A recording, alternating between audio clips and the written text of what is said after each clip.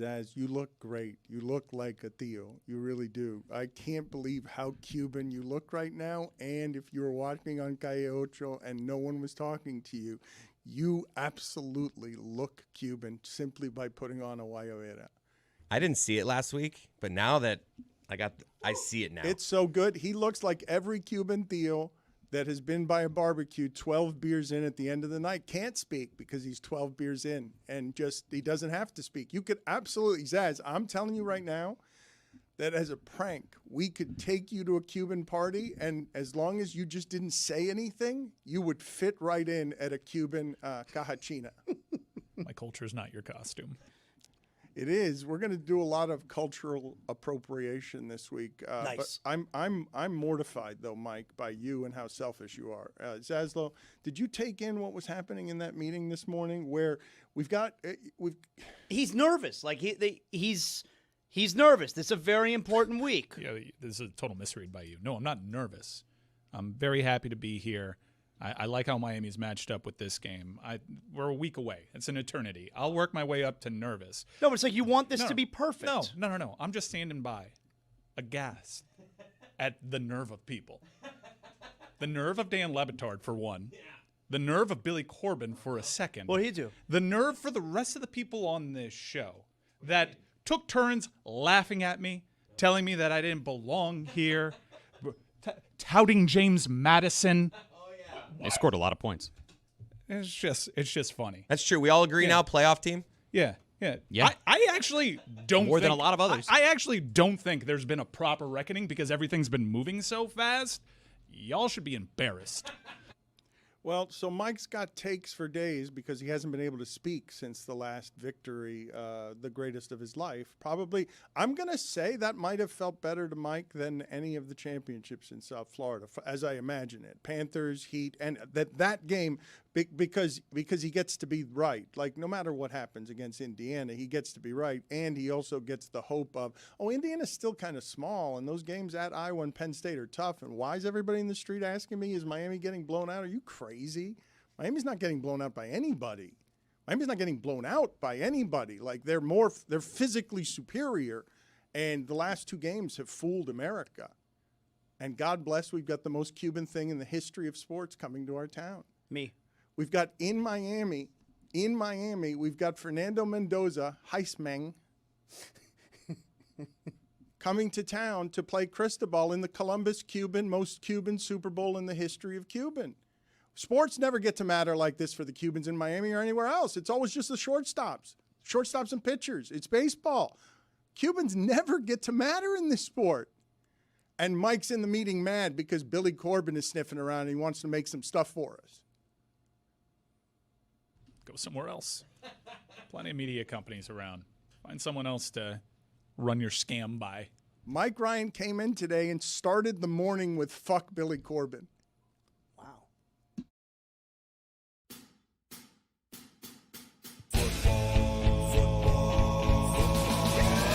Football is back, Jack.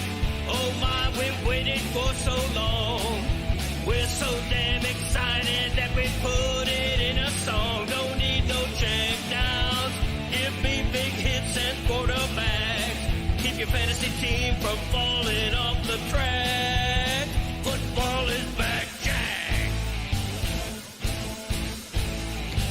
Whether on the ground or through the air. When the chips are down and you throw a prayer.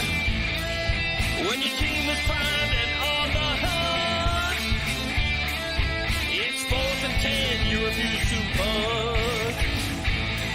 When the shoulder pads and helmets crack, that's how you know that football is back, Jack.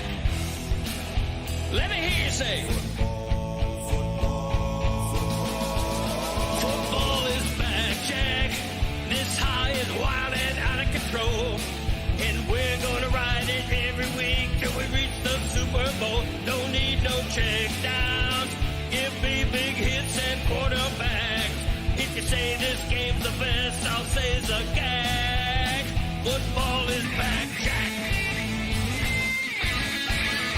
Football is back, Jack. Football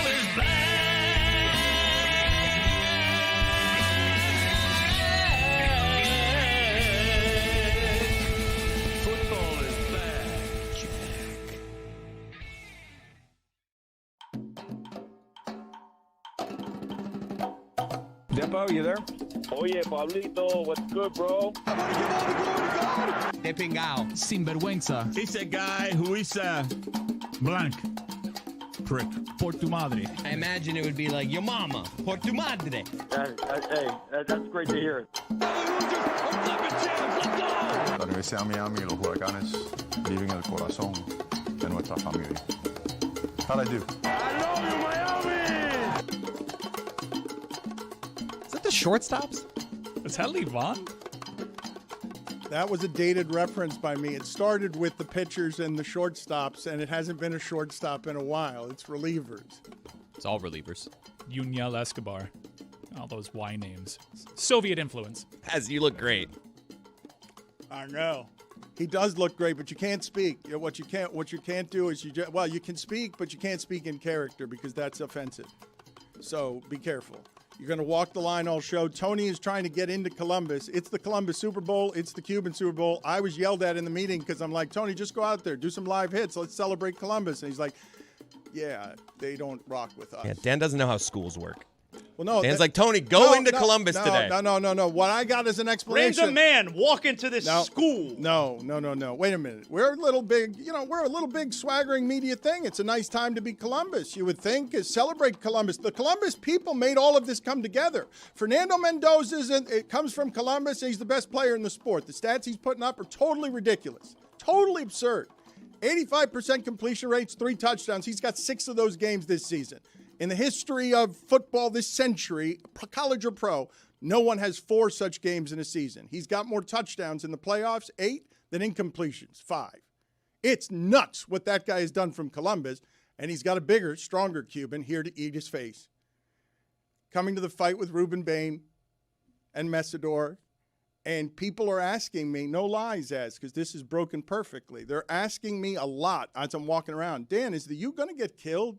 And I'm like, what are you people talking about? Idiots. At home? What are you talking about? In what world do you have? Is it just the last 2 games that you believe that Alabama thing wasn't a fraud? It's a fraud. Miami played its second worst game of the season and beat a 1-loss Mississippi State team. That's the second worst game of the season. Their worst game was Louisville because he threw 4 interceptions and he wouldn't stop throwing deep. That quarterback looked like this quarterback to you because Zaz can't stop watching that Dorsey run into the end zone. Back. I understand why you did that, though. He can't stop watching it. I can't. Everyone who texts me, all of my friends who text me over the weekend, just about the game, I the first thing I say to them goes, "How many times you watch that Beck touchdown?" Like and everyone responds with 100 times. I can't. Anytime I'm just sitting around, I'm not doing anything. Go. Let's watch the Beck touchdown videos. Let's watch this angle and this angle. I love it so much. And my favorite part of it is that it happened to be him running into the end zone in the corner of the end zone where is all Miami fans. And it's like he's just running into this sea of fans who are so happy. Come to us. And it was so perfect. I love it so much. And it's my favorite Miami Hurricanes win of my lifetime. It really is. I've been walking around the house occasionally just saying to myself, still running! The way that Fowler was on that Malachi Toney touchdown call. Great call by Fowler on the Beck touchdown to Carson Beck with his legs! He also had, though, in that game, didn't he shout, what's that crazy thing he shouted with like 6 minutes left? Miami is completely unraveling. Yeah, that wasn't fun. That was not fun. So So Zaz is sitting here saying most fun win of my lifetime. I'm going to say it again. It's the second worst game Miami's played this season. They were I understand they were that dominant. They had a bad half against Stanford. And they had 4 turnovers against Louisville. But blow this team out. Miami should not be a touchdown underdog to anybody who plays college football. That's asinine. But it's just because of the way the last 2 games have gone. And I give Indiana all the blessed credit in the world. But when they played at Penn State against Penn State's athletes, that was a close game. When they went to Iowa, and that was a close game. And it was with the same Mendoza. People have got no shame. The way that Miami's played the last 2 games. You mean against a 13-1 SEC team and the defending national champions? Yeah. Okay. I listen to all these podcasts, and they're already doing a fair amount of previewing. Take a lesson from very recent history.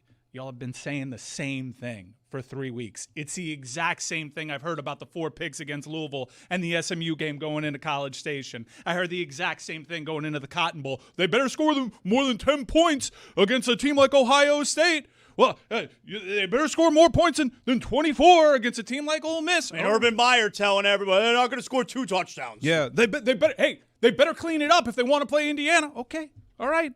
Anybody at all in media want to say, hey, I'm done doubting this team.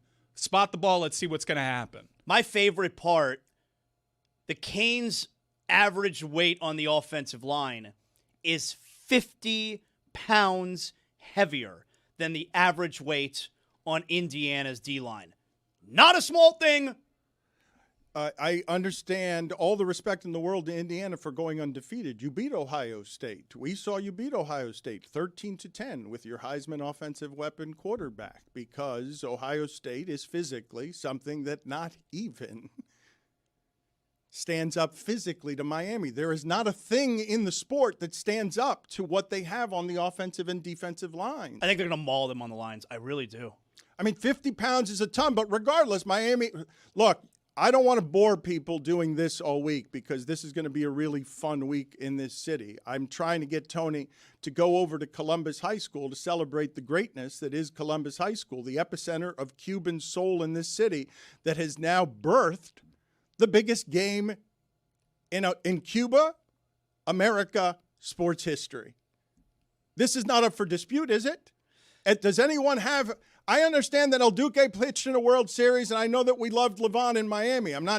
You got both teams. The best player in the sport is the Cuban on the other sideline. He's undefeated, and the stats are nuts. And on this side, you've got a Cristobal who came through the program and FIU and has been doubted all along the path while his team has done nothing but improve 4 years straight. And Dan, the biggest boosters on Miami side, Cuban. The biggest booster on Indiana side, Cuban.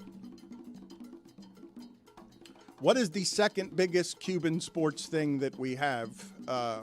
Because to have this game played in Miami, to have the University of Miami program indeed back in a way that's not nauseating, but throws them into a game where I saw this on Rich Eisen's show the other day. He says Miami is America's team. I'm like, what world am I living in? What world am I living in where Miami at home is a touchdown underdog against Indiana?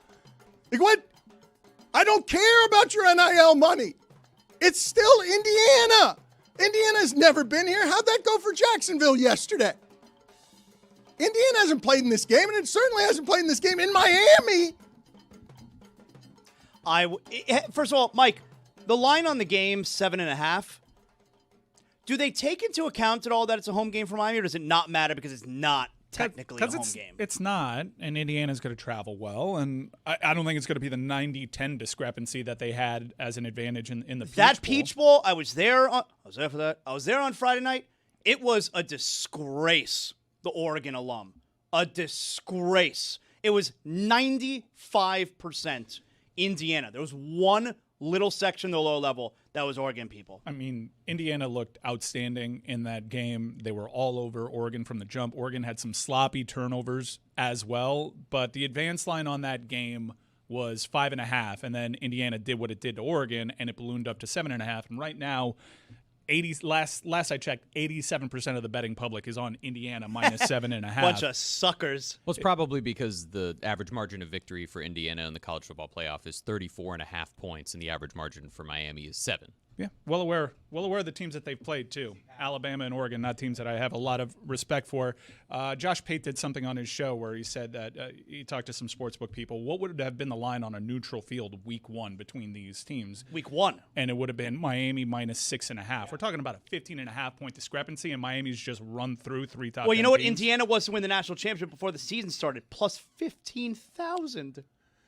All of it fascinating. All of it will be an epicenter for vibrant stuff this week. But I was told when I said Tony goes to Columbus, it wasn't about schools and kids, and you just can't just walk onto a school where there are kids. I got that part. People were saying that my politics don't fit with Columbus's reserved style and that Columbus might not be a fan of our show. Yes, people were saying that. Yeah. I have no knowledge of this. No one has ever said this to me before today. No one's doubting that you have no knowledge of this. Why do I have no knowledge of this? Dog, that's a you thing. Your echo chamber, I think. Yeah, it's a you thing. So Columbus is mad at me? Columbus does not like our show? If you think your whole bit flies with Columbus. The bit of Mario's playing in the big... Heard Tony laughing at La Coretta. So wait a minute. All right. So If you think your whole act flies over there. So this is what I was saying the other day. You know about that act not flying? I don't actually, obviously. I'm asking you to help me understand my act not flying because I was explaining or began to explain last week as Mike comes in with gritted teeth saying, fuck Billy Corbin. I was trying to explain last week why the Cuban that is Cristobal, specifically the kind of Cuban that he is, why he would not respect before the biggest game of his life that I'm in a local park on my hands and knees smearing ketchup on my forehead to be near the bit of, hey, tough guy, look at me. I'm shaking my hands over here. That Cristobal wouldn't respect that a fellow Cuban would forever be a jester around where the University of Miami actually built its sports greatness. Yes, I understand. They understand that I'm a parasite. I'm a parasite at their side. And I'm guessing that they believe in me the way that you believe in Billy Corbin, where it's you say fuck Billy Corbin. And I think that we can get Billy Corbin to give us some content this week that fans would really like. Billy Corbin would laugh in my face. This is not a figure of speech. This is not me passively saying this expression. Like, he would laugh in my face when I would try to explain to him the thing that we were building down here. Many of you listening to my voice or watching on YouTube would laugh, would hop in my mentions, would make fun of me. And we told you, 4 years into this project, we're here now. We got there. And I don't think people have eaten a fair amount of crow. I really don't. I was a joke headed into the CFP. I was a joke as of 2 months ago. I couldn't win a game outside of the state of Florida. I just think, like, maybe I'm owed an apology. By? Everyone. You.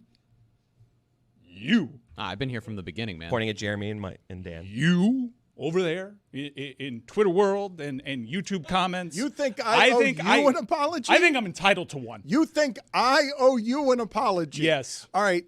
Put this off to the side for a second, okay? Because we got a lot going on this week, and we're a vibrant epicenter for tension because Mike Ryan's attitude coming in this week with I told you so. Look at him. No, well, I don't. And I'm going to tell you why I don't. It can't start with Billy Corbin, who we can agree has made the best University of Miami things that there are. The U, I believe, is still the biggest 30 for 30 documentary ESPN has ever had because of what this program has been. Can I tell you something? That's something I'm so excited about this week because my older son is way into the Canes right now as a result. And I told him, you and I this week, we're going to sit down and watch the U 30 for 30. Okay, so incredible disrespect for the Canes Inside Preseason High video. That was prophetic in retrospect. This University of Miami history can be downloaded, all the history of it, the 50 years of it can be downloaded bite-sized with Billy Corbin, who we can agree is UM's best sports historian. He has made 2 films about the University of Miami's history because the first one was so popular. Also, I listened to Friday's show, hoping for morsels, hoping for us to rally around it. And we couldn't talk about this team without constantly putting them in historical perspective and talking about teams that were around 30 years ago. Can we stop? I'm pretty sure the sports fan, the casual person just coming to our show understands what the U was, how they fell down twice, and how they're picking themselves up off the mat. Let's talk about this team. What was that? I'm done talking about the ghost of the Orange Bowl. It's a new era. We had to tear that whole thing down. Do you know how much mediocrity was in that Heck building? Like, stop talking about this. Has nothing to do with Dennis Erickson, Howard Schnellenberger. Yes, they're ghosts, they're echoes. They have formed Mario Cristobal and who he is. This is a whole new world. You know about that Heck building mediocrity? So Zaslow, this is the problem that I have with Mike, and it's going to be hard to rein him in. I have, before 10 minutes out of this local hour, I have what I believe to be Zaslow's biggest sort of breaking news, where when he said it to me, and it's not news like he's had giant stories. It's just he said something, and I'm like, man, in the history of this market, there are 2 or 3 people who could say that, and I'd be like, that hurt. Zaslow has, I believe, giant Heat news that I was stunned to hear from him. Well, it's giant Heat opinion. Well, it's Heat opinion, but hearing it from you felt like news to me. And since you look like a Cuban old-timey news guy right now, Tony's right now at La Carreta. We'll go to him in a second. Tony, I want you to buy cafecito there for everybody who's in line. I want you to, everyone who's there, tell them it's all on you. That'll be $3.17. That's right. Don't tell anybody that, Mike. Tony, just keep buying cafecitos for anyone who comes through there. There's 50 people here. That'll be $3.17. We only see like 4 people. Tony, just keep buying. What I'm telling you, 4 people? Okay. Tony, what I'm telling you is I need you, before I get to this Zaslow news, I need you to give those people some enthusiasm about what's happening here in Miami this week, how Cuban the sports scene is, and you're at La Carreta on Calle Ocho, right? No, on Bird Road, Dano. We are here on hallowed ground. I'm going to have Sean McGill turn around the camera. So anytime you've ever seen anybody banging pots and pans, it's on this little side street where all these cars are parked. And that's obviously famous Bird Road right there. So anytime you've ever seen anybody banging pots and pans, it's been on this street right here in front of one of the most iconic buildings on Bird Road right here on La 87. And Bird Road, I can see our bettors in the distance. I can see Christopher Columbus High School probably like seven minutes down that way. And the fact you were asking why doesn't the reserved, probably biggest donors of the Republican Party don't mesh with your liberal progressive politics? Is that the question you were asking earlier? That can't be it, right? I just thought sports united all that stuff. Columbus is good at sports. It does. We're a big sports show. I've been here all my life. We all know each other, right? No, for sure. A lot of damage, for sure, though. absolutely. Yeah, we're all, hey, Columbus, I'm trying to repair the relationship. Hey, Columbus, I knew you in the '80s. Come on, it's a private Cuban school. I know all those kids. Come on. Our show's reputation locally is that of an anti-Miami show. I understand, but that is my allegiance to trying to play it down the middle while loving my school, obviously, but also doing journalism in it. Man, you don't want to talk about 30 years ago. I literally physically have the scars from a beer bottle thrown across a room, hitting me across the chin because I dared to report journalism about the University of Miami program. Yeah, you also have that on you. So it's an uphill battle. But if the last 20 years of South Florida radio and national radio have shown the listener anything, it's like you're ready to overcorrect on the natural Miami homerism and pride that comes with this show. Locally, this is not viewed as a pro-Miami Hurricane show. It's got one guy that is vocal about his passion for the show. Who's that? And an entire show that has undercut him, made fun of him. And by the way, you guys teed off. Yeah, the scorecard, it's bad. But now we've come up, and you all want to come to the party, and you all want to be like pro-Miami people, thinking that people just have short memories, and it's not going to be the case. All right, so despite your stubborn general obnoxiousness, which I knew would be here today, I'm going to offer you something in the way of an apology. But first, Tony, I need you to buy shots for everybody there. Can you get that going for me, please? Yeah, I'll get Rose on it so she can start getting people in there. Cortaditos for everybody. I like this Rose yelling, shots for everyone. What's so hard about just going over there and making a deal? Zaz, am I producing this segment poorly when I say just go over there and just buy some? What? Why won't you do this for me? I don't know what Tony's problem is. Can we not move the wires? Why will you not go to Columbus for me? Well, no, here's the thing. I need to actually talk to people. I can make a couple calls and get us at Columbus. That's not the issue. The issue is when you tell me at 8:47, hey, can you be at the Columbus field? That's kind of an issue. So I gotta work through my sources. I gotta work through my people at Columbus. I've already got a couple asks in. We may be able to do it at the gym. We may be able to do it on the field at Columbus. Again, I gotta work it out, but I can't do it right this second. So you can build the bridge. Do we need to send Jeremy over there? Yeah, maybe he's not Cuban enough. I'll make it happen. He's not understanding the assignment, I guess, right? He's just okay. We'll come back to you. Do you have anything else for us? What? I have my top 5 later on if you want to get to it. Again, Rose is in line right now. Buy two colas. 2 colas she's going to buy. Everybody's going to get a little bit of a shot here.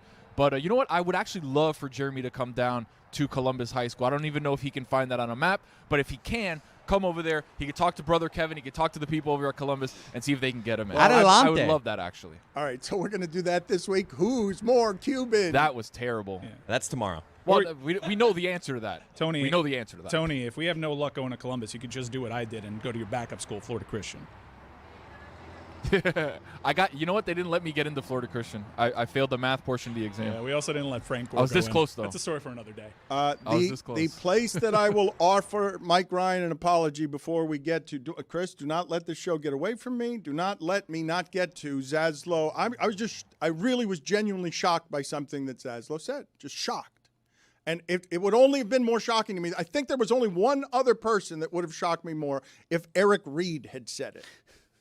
If you said this person is having this opinion, who do you least expect it from? Eric Reed, the broadcaster for the Miami Heat since its inception. Second, Zaslow. Let me get to that because I know Mike's enthusiasms here are going to run wild. They're going to be hard to contain all week. The place I will offer you an apology is that I have absolutely been the easiest kind of bandwagon this season. When they dragged Florida State and when they dragged Florida, I thought and said that that's as physically good as any team in the country, there's no one better than that. And then when they lost to Louisville in an embarrassing fashion with expectations at home and then lost to SMU, I doubted my own eyes on what I thought was a championship team 4 games earlier with the talent of Notre Dame being able to beat Notre Dame. So, absolutely, bandwagon, guilty as charged. That was good. That was solid. That's just centrally focused to this season, but I'll take it. Step in the right direction. Okay, but when you say this season, I'm not offering any apologies of any of my work around this program, or for that matter, Billy Corbin's work around the program when he has sold better to anyone to the nation the story of the University of Miami. But Mike's mad that Billy Corbin laughed at him. Yeah, he laughed at me. That's what he's mad about. And look, you joined in on the John Ruiz stuff. I think we owe John Ruiz a little bit of a thank you for templating this thing. Whatever you want to say about what's become of John Ruiz, it's irrefutable. That's shocking. It's a shocking thing to say, though. It really is, because they were delisted, correct? So the whole life wallet thing. But he was also he's the pioneer atop whose money the whole thing started, and then all of a sudden, at a time when no one thought Miami could afford to get Mario Cristobal for $90 million. That's not a price that anyone thought. 10 years of guarantee to a coach a program that had churned up some coaches and athletic directors, because the Miami football thing was a fluky miracle once upon a time, and it sustained Miami all of these years later. It's one of the most excellent kinds of business we've ever had in this town of any kind. We don't have great businesses around here. Burger King is around here, but like Miami's not a place where great things get birthed, and this program has been that now for 40 years. But for the last 20, it's been quiet. And something else I am guilty of. There is no refute. Because of where they placed the standard before that, they lost my interest over the last 20 years. I can only get so excited about De'Aaron King. Yeah, and I guess this national title appearance in particular is for everyone that sat in those stands before they had a roof on it, watching Robert Marv, talking themselves into Ja'Cory Harris Heisman, that start to the season was pretty impressive. Yeah, come on. Posting on a message board, hey, Jaron Williams outperformed Trevor Lawrence at the Manning Passing Academy. This one's for them, because the last 20 years in particular, you have an entire adult generation that have no connective tissue to the University of Miami's success. They've been a national punchline. They've been laughed at by this show, and it doesn't just stop with this season. It's, quote, I know this brand of Miami guy, these people around this program. It's all show. It's all flash paper. Can they actually turn things around? Or is it just going to be another one of these cycles of Al Golden winning the press conference, of Manny Diaz, the new Miami? What's going to separate these guys and Mario Cristobal from actually turning it around? Fair skepticism. Skepticism was a little different than what had played out over the course of the internet and our show. They did turn it around. Miami is here now. I don't think Miami's going anywhere either, because this arrow is pointing up. This is the new reality for Miami. This was the blueprint. Chris Cody, I'm going to need your help this week governing all of this, because the Mike Victory Lap has started long before the game itself, and because of the way the show's working right now, I haven't talked about what might have been the craziest NFL week in the history of NFL weeks. It begins with John Harbaugh being fired in a week. When you look at what the last crazy week has been, it begins with John Harbaugh getting fired in a game that would have resulted maybe in Mike Tomlin's firing, getting started as everyone plays nothing but close games. That's how losers leave town match goes. And the week ends with Mike Vrabel thrilled with a bloody mouth laughing at his brother because the Chargers are going to get Justin Herbert killed. They're asking Justin Herbert, and Mike Vrabel is laughing with blood in his mouth. And all of the games in the between are crazy and close. 3 of them yesterday, the first three NFL games go to the 2-minute warning, fourth quarter, with the team down. That team wins. And then the fourth that doesn't do it is Philadelphia because the defending champions go down to a knee. What an amazing week of professional football. I don't think it's knee-jerk for everything that's happened over the course of the last week. Just in games, those Packers, that's the worst loss in playoff history. That's the worst loss there's ever been in the history of the NFL playoffs, to lose that game in that situation. They melted down, Dan. And it wasn't just the missed kicks. Everybody wants to go after McManus. There were so many procedural things. It looked like LaFleur had never been in that situation before. That's been the Bears' entire season, though. It has been. But like Caleb Williams will play like shit for 3 quarters, and then he's just awesome in the fourth quarter. That's not a style. That's not sustainable. That's asinine. Look, the last one they won against the Packers, it was like 16-6 late with 3 minutes left, and somehow the Bears won. And this one was crazier. This one was more insane when you're down 11 and it's 4th and 9, Mm-hmm. and there's no way you can win that football game. Is it hyperbolic to say Caleb Williams rolling to his left, off balance, slipping on the turf, finding Roma Dunze He's awesome. on the sideline? That's one of the great clutch playoff throws ever, right? Because the game's over. He's so good, Caleb Williams. 7 fourth-quarter comebacks, including the playoff game. And 7 fourth-quarter comebacks. Ben Johnson running off the field. Fuck the Packers. Fuck them. Yeah. It's a new order, the cheese man. I love that. Dan, I'm being told that Tony is afraid, almost too shy to hand out cafecito. Tony, no entiendo. That's asinine. That's not the point. The point is you guys are talking about the NFL, and I'm getting ready to do my top 5 at some point, but they're going to hand out coffee that we just bought. We just poured it. All beautiful stuff. How do you want me to hand out one coffee at a time like this? Here you go, sir. You gotta get a tray. You gotta get a tray. Shout behind you, be like, hey, free coffee. Yeah. Come on over. Tony, my apologies for not making this clearer to you. I wanted you to throw a little party on that corner where you gathered everyone around and bought them all cortaditos. Yeah. What's so hard about televising that? Well, There we go, here's the Rose. thing. So Rose, what the we're only doing one is with una courage. colada, right? Everybody did just turn their head. So un cortadito, really quick. Cortadito is basically a small café con leche. It's una colada cut with milk, which is why it's called cortadito. Mira, una colada que compré aquí. Ahí estamos. Why did that guy want? He's soft. Saludo. Can you interview them about the Canes? Can you ask those guys how they feel about the Hurricanes and what local regional Oye, pride we ¿cómo sentimos de los huracanes? No, tú no, okay. No, nada, nadie está viendo. Ah, aquí. Oh, thumbs up right here. No sabes mucho, pero sabes que están ganando. Están ganando en el campeonato. Vamos. Okay. There it is. Football crowd. There it is. The buzz most is in the Cuban air. sports moment in the Two guys history left. of Miami.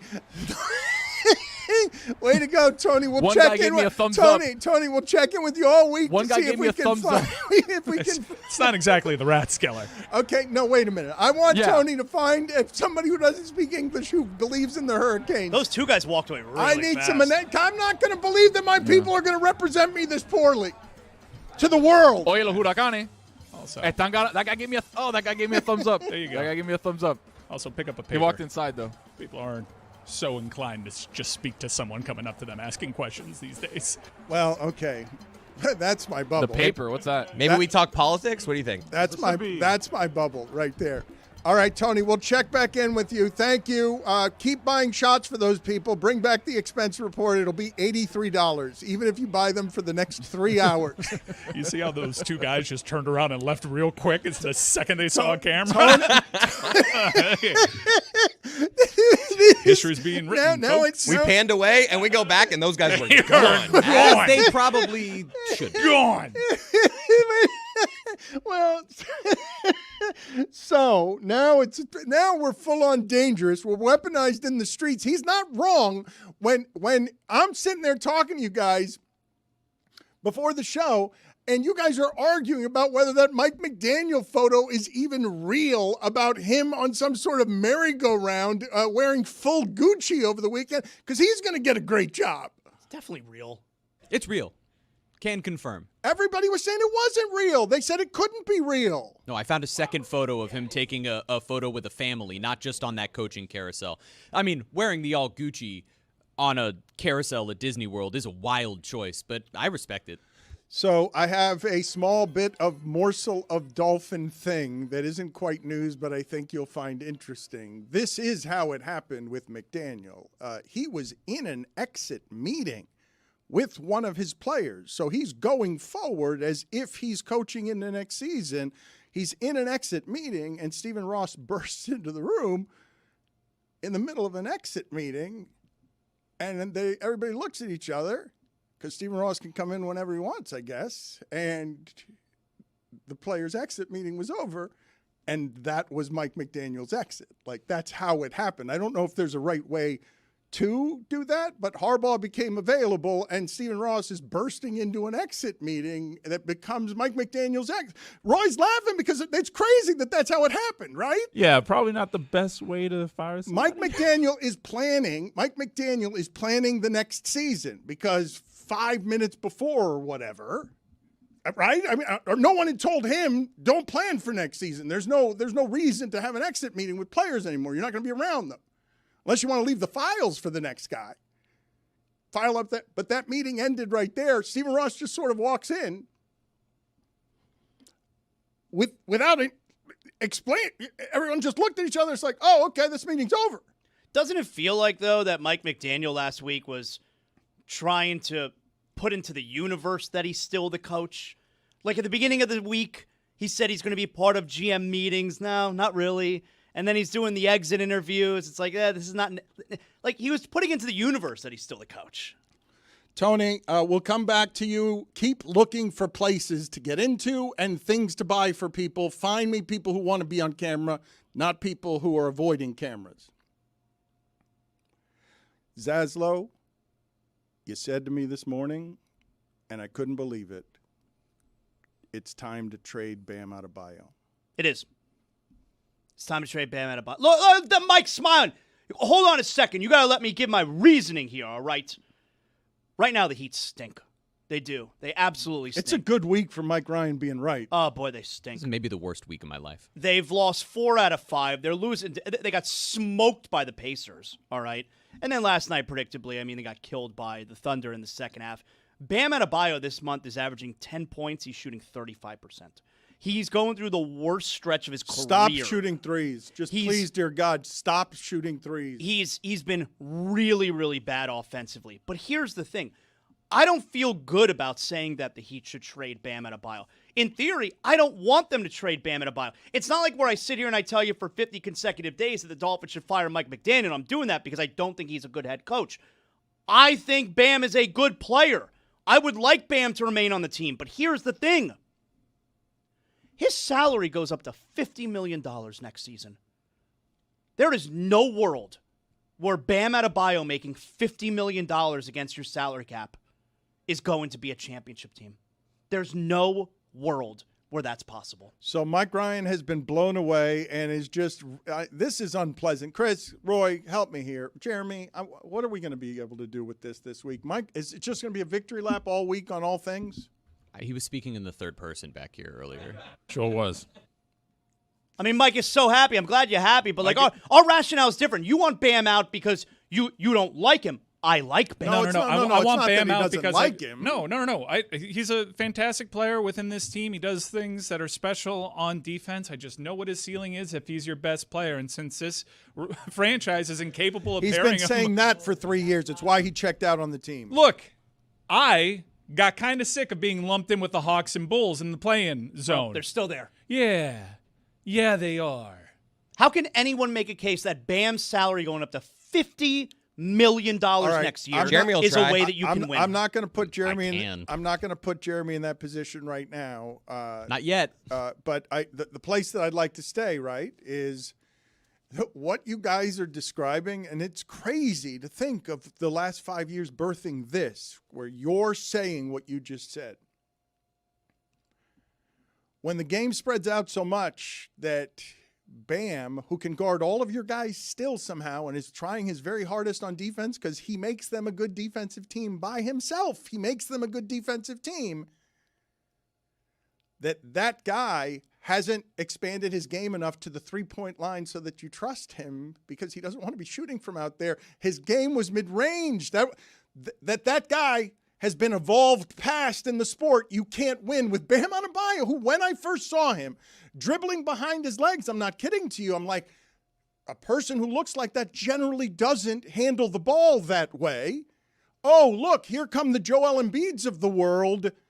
You guys are telling me that guy is now a disposable piece when he's one of the best Heat players of all time. He is an all-star perennially. He brings it and gives every effort they had always been to be great. fighting. And Zaslow, it's shocking to me to hear you say it's done if you keep him on your team.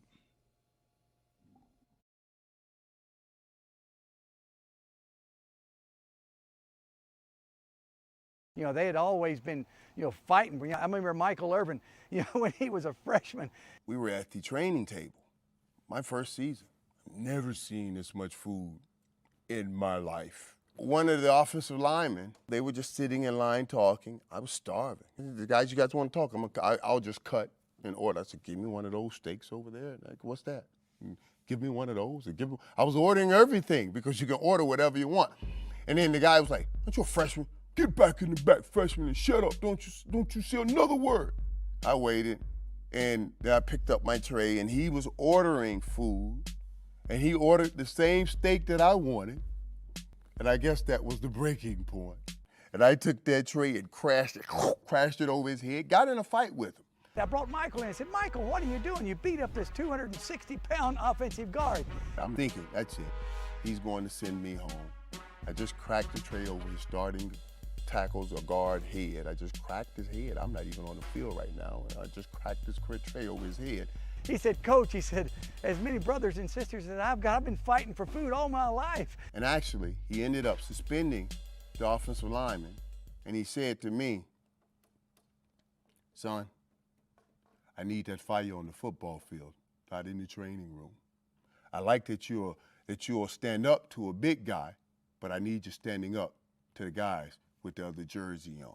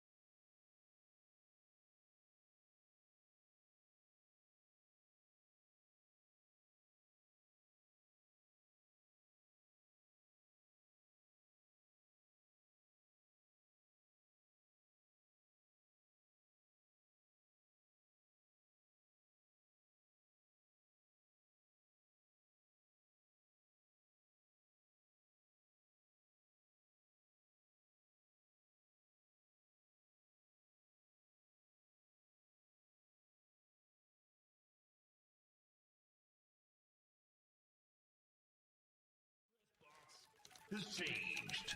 But Mike said it best. The press box has changed. I mean, seriously, get over yourself. We're going to talk during the post game. Tim Reynolds, enough. I mean, enough. I mean, seriously. you just got to know when You're the not Dan allowed to cheer in the press box. Did you know that? Well, I did. They were cheering for Will Manso. I think that's allowed. And Goldie. If the Dan Le Batard Show comes to a hockey press box, hilarity is going to ensue. Yeah. They're going to yell at Will Manso for 7 minutes, and you're probably going to have to go to a 7 stairwell to seconds. write, man. Like, it's just... If it was 7 minutes, I'd get it. It was is what 7 it is. seconds. Exactly. I mean, David, everyone else was saying hi. They were enjoying the show. They were laughing at us. But one guy is still clutching on to his newspaper deadline. I'm a little and it's disappointed. Tim Reynolds. And is he your demographics, too? I don't know. I happen to like Tim a lot, and Enough of him. I imagine this was going to be like E.J. Raddick or something.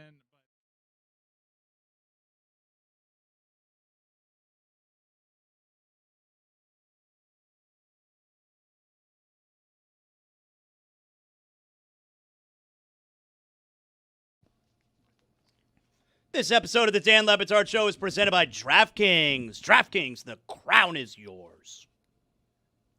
Is Brady better than Romo now as a broadcaster? It's certainly worth discussing. Brady has really improved this season. Well, Romo's gotten worse. Yeah, but that's been a several year thing. Remember, there was a report like 3 years ago where CBS execs had to meet with Tony Romo to stage an intervention about his preparation. One of the things that he continues to do every single game, no matter the game, is these 7 things are as good as any you will ever see in the NFL or anywhere as there is presently in the NFL. It can't be everybody, Tony. It can't be everybody that we're watching in every game we're watching, that you're just hitting the note again and again that this safety, the latest safety, is as good in the league as anybody at this. That's not empirically true in any way. Tony Romo's immediate approval was kind of like a perfect storm because the game had changed so much. Like offenses, the game had totally evolved with the sophistication to it, and he was affable, and he was so closely removed. Like Tony Romo started broadcasting months after we had last seen him on the field. Well, and remember, everyone thought it was so cute that he was able to predict the plays. Because he had a pretty good idea because he was in those film rooms. Oh, but he was still doing it this weekend and getting some of them wrong, because it's interesting to me that the Ben Johnsons of the world are new when they're here. They've got their young quarterbacks, and they're here to say out loud, history of the sport, fuck the Packers. Fuck them. All the tweaking that Tom Brady has done, and I think he's done more personal stories. Listening to the greatest bad weather quarterback of all time talk to you about the difficulties in throwing in the wind, like I'm always going to be there for that. But less has been more for Tom Brady. It got through to him. He's received coaching and he's learned. Like let me do more bite-sized tidbits. Why here. wouldn't he get better? Someone who's never done broadcasting is thrown into the broadcast booth with no experience, and you don't think they're going to get better? I guess it's because it had been 2 seasons. Look, we have a clip that got traction online where we kind of wrote him off because at midseason it didn't look like it, and he turned a corner. And you're absolutely right. I think if anything has taught us, if anything we've learned, let's stop counting Tom Brady out at anything in life, because he is. If you overlook him and you doubt him. Oh no, I'm going to keep doing it on the Raiders. I'm going to keep doing it on the Raiders. Go ahead, Brady. Take Prove him me Mendoza. wrong. Brady, I will keep doubting you. I'm going to chase you to the grave, and you won't respect me any more than Cristobal does. But I'm going to chase you to the grave saying, no, you were bad at that because you were shitty then. There's no question about that. That he's gotten better and that Romo hasn't worked at it the same way. Not surprising. That Brady would chase down Romo in the booth with $300 million more in guarantees. Yes, of course, he's going to be better at this if he wishes to be 6 years from now, because he's going to get the reps of it and he's going to care about getting better. But yes, he was terrible at the beginning. I'm not taking that back. I think now all he needs to do is add to moments, add the right amount of color at the right time on big-time moments, because when I still tune into Tom Brady, it doesn't feel like it's a big game. But that's just a resume thing, right?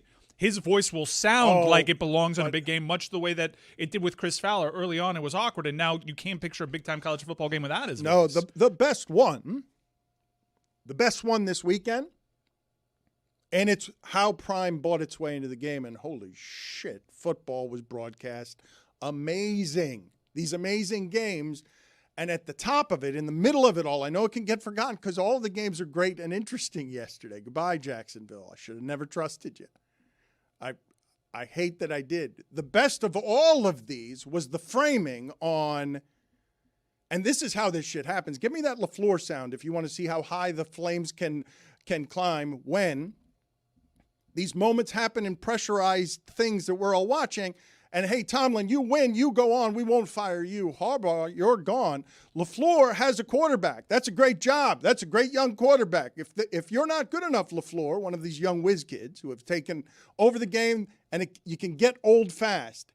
When you lose a game that way and Al Michaels is in the booth and he is saying, I've been at this field 30-plus times, it's never felt like this.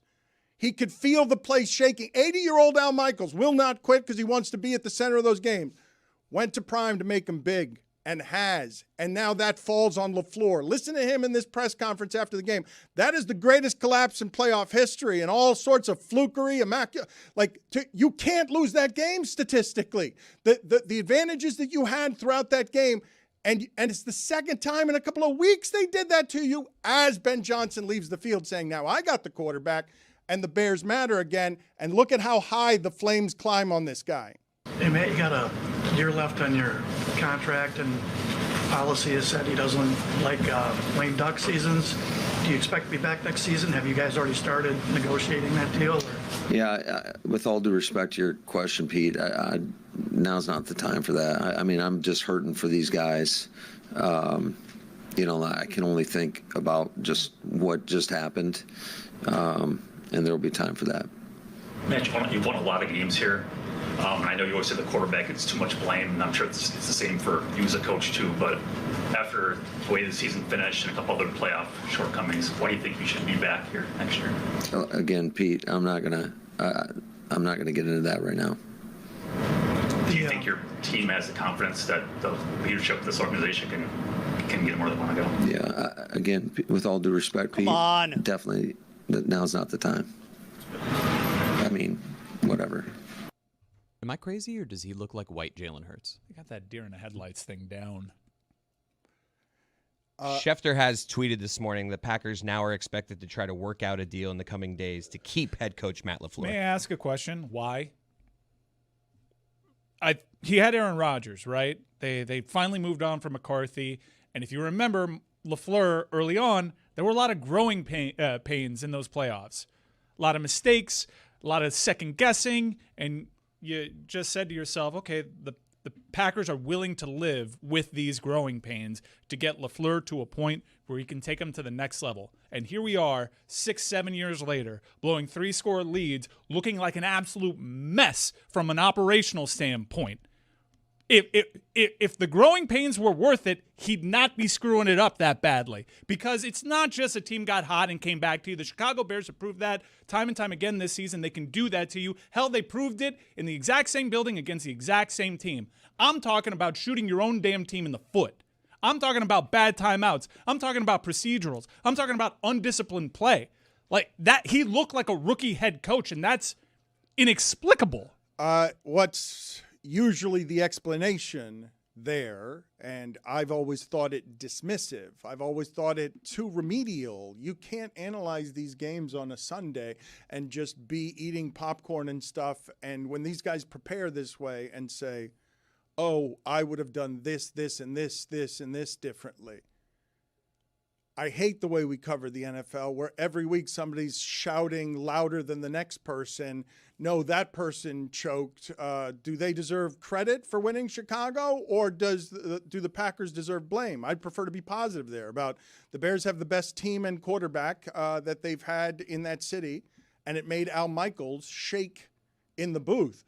But Green Bay's got the better quarterback, and You believe that? Yeah. Well, if Jordan Love doesn't want to get caught from behind on Caleb Williams, I believe that through several quarters in that football game where I thought Chicago had, without Micah Parsons, Chicago had some real line advantages. You saw what happened to the Chargers last night, Zaslow. Harbaugh's going to get, when Alt's out, Harbaugh's going to get Justin Herbert killed. He can't also lead them in rushing. You can't play that football. You can't. John Harbaugh's going to get Justin Herbert killed. They had one sequence of Chargers, and I think it was 1st and goal from like the 9. And the first 3 plays were Herbert runs. Oh, listen to this. I couldn't believe it. Look, you went to see Bloody Vrabel. He's got blood in his mouth. He's smiling because of what he's going to do to you. And this is what you're going to do in that game, Harbaugh. On 4th and short inside the 5, you're just going to try and run Justin Herbert into their face and then not get it and get scared and then kick a field goal the next time. And that's the end of your points. You're in the red zone twice inside the 5-yard line. You got scared the second time and kicked it on 4th and 2 because you failed the first time because you had no offensive line. Because that's the worst offensive line in the entire playoffs by miles. Their play on 1st down on that goal-to-go situation, it was roll Herbert out right and have him try and run over a linebacker. Maybe that's because the Patriots had 30 pressures last night. 30. No, he's playing. Look, Justin Herbert, I want an intervention. It's unfair what they've done to him over the last 9 games, asking him to play a different game of football than even Josh Allen. Josh Allen is not getting hit nearly as much as this dude. This would make Andrew Luck quit. Like, you can't keep asking that guy to play like that. That is Jim Harbaugh being a total lunatic and feeling like he can't trust anybody else except for his quarterback to be miles better than any athlete on the field. He was hit 129 times this year going into yesterday. That's 18 more than any other quarterback. I don't think there's a tougher quarterback in the league. I feel bad for the way that dude gets hit on Sundays because he's big like Josh Allen, but not quite as big as Josh Allen. In all honesty, they have no one else on that side of the ball. We're still talking about it's 3rd down. Look for Keenan Allen. No, and Aronde Gadsden's kid. He's good. He's a good player. Okay, well then what'd you just do, fool? Well, he's young. He's a tight. He's not your go-to. Be a good player, not be the go-to. Ladd McConkey's a pretty good wide receiver. They have a lot of nice pieces. I think their season was completely undone by injuries along the offensive line, right? Well, this is what this sport does. It ravages people, and the end of that Philadelphia game, okay, the idea, I'm not overreacting when I say what the 49ers have done over the last, I'm going to say, 7 years with whatever the parts are. When their giant parts are always getting hurt, to go into Philadelphia and have no Bosa, no Fred Warner, and then Kittle's out early in the game, and he's going to be gone for a bunch of time, and Brock Purdy missed games this season, and I don't know how McCaffrey's still held together. I expect any game now for someone to just stitch his forearm to the side of his helmet. I don't know how that physical body holds together as everything else on that architecture gets ravaged. John Lynch runs that franchise. They just gave the keys to Matt Ryan in Atlanta, thinking, look, John Lynch did it over here. But what the 49ers have done over the last 10 years without winning a Super Bowl is one of the great achievements I've seen in this sport. And going into that place and winning after you got ravaged by Seattle, don't like their chances at all against Seattle. Not even a little bit. But I'm done doubting that team because I can't believe that they can be that injured every year and still be at the top of the standings and be higher seeded than the Rams, who are the best team I've seen this season, and almost coughed it up against Carolina. The worst playoff team there's ever been by point differential. There's never been a worse team in the playoffs than Carolina. Minus 69. 49ers, what they've done to me, I know it's not going to stand out in the yesterday of it all. We're going to talk about Josh Allen being pushed 10 yards and whether that's actually football. And we're going to talk about It's not football. It's not. That's asinine. They carried it. You can't have rugby break out in the middle of the football playoffs and be okay with games being decided in the last minute because a guy's being carried 10 yards. All right, let's put Josh Allen in a chariot. See if anyone can stop that too. And the referee called it a touchdown. He was down like the 3. What are you watching? Oh, but, I mean, what are we doing? Often asking myself that. I'm going to get back to NFL stuff in a second, but Tony's made me happy. Look at him. He is beaming. That's as Cuban as you've ever looked right there. Everything that's happening right now, this right here is a snapshot. This is a work of art right here. It looks like a green screen. Oh, my God. Tony, that is the most colorful Tony photo there's ever been. All right. Tell the people where you are and what the history of that place is. Dan, I'm here just literally not even a mile down the road on Bird Road, and I'm here in front of Bird Bowl, 69 years of family fun. As you can see, billiards, arcade, and bowling and parties. So this is Miami's inaugural, the first of its kind bowling, what do you call it? Alley. Bowling center? Establishment? Bowling Alley. Bowling Establishment. You can see how much I bowl. I don't. Okay, well, I don't really you're bowl doing much. a There's live report. a Danism there. Okay, but you're doing a live Yeah, report. it's raining on me right now. Okay. No one goes there to bowl. Yeah. They go there for the pictures. You want to give Yeah, people well, the history I of actually have a funny story here, Dan. well, the history. Yeah, I'll the give history, a personal anecdote really quick. Not just a personal anecdote. The history of the joint. That right there has been Cuban Fun Center for generations of Cubans. Yeah. Did you not have enough money as a kid to go to Disney World? Great. Guess where we're doing the party? We're doing it at Bird Bowl. It was $67 for you and 37 friends. That's right. To go and bowl with shoes that had been worn for 60 years. I think the original shoes are probably still inside of Bird Bowl right now. Bumpers or if no I'm gonna be bumpers? honest. I've been to Bird Bowl, obviously.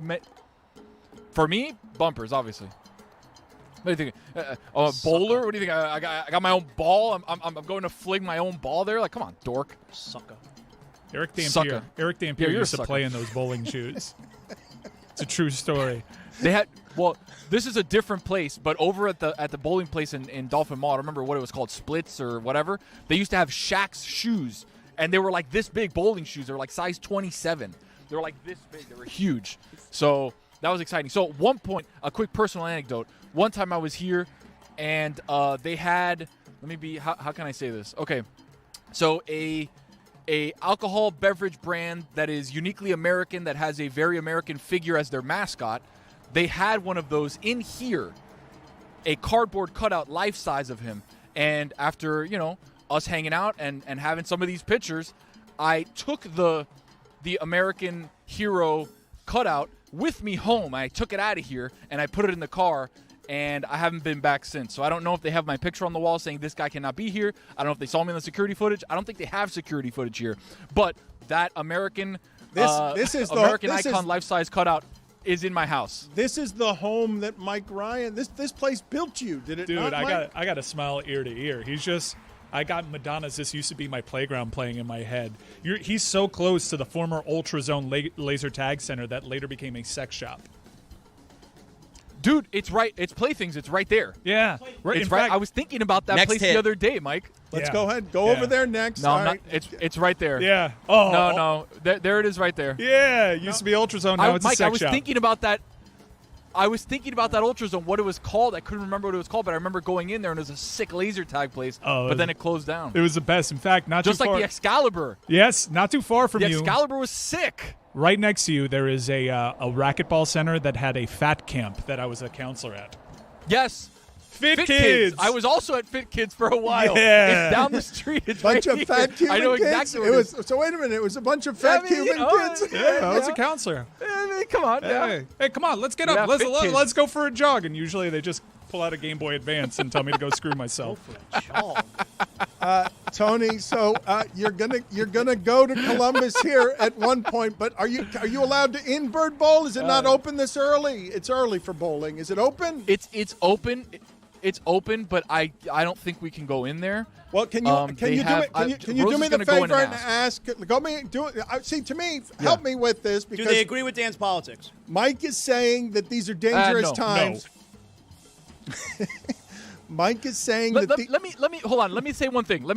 So we bring politics into sports a lot, okay? And we were politicizing the camera and people not wanting to answer about the Hurricanes. The moment the camera shut off, 3 guys, as I was making the right after that La Ventanita to get in my car, 3 guys came up to me talking about the Canes, talking about Mendoza. And I said, guys, why didn't you come over here 30 seconds ago when I was doing the hit and giving coladas away? They're like, because we don't like the cameras. We don't want to be around the cameras or whatever. So it's not a political thing. It's a camera thing. People don't want to be in front of cameras. And they see Sean McGill bringing up a camera in their face, and they like, who is this guy? I No, don't but wanna be seen by this guy. but the problem is that they don't want to be seen by cameras because they're doing illicit things in our city. It's not because they're afraid of the government. It's because we've got people throughout our city who probably shouldn't be in our city, who are your neighbors and friends, and they're people that you care about, and they do important work around And your great house. people. But they might not The be best people. But Yeah. they might not be here legally.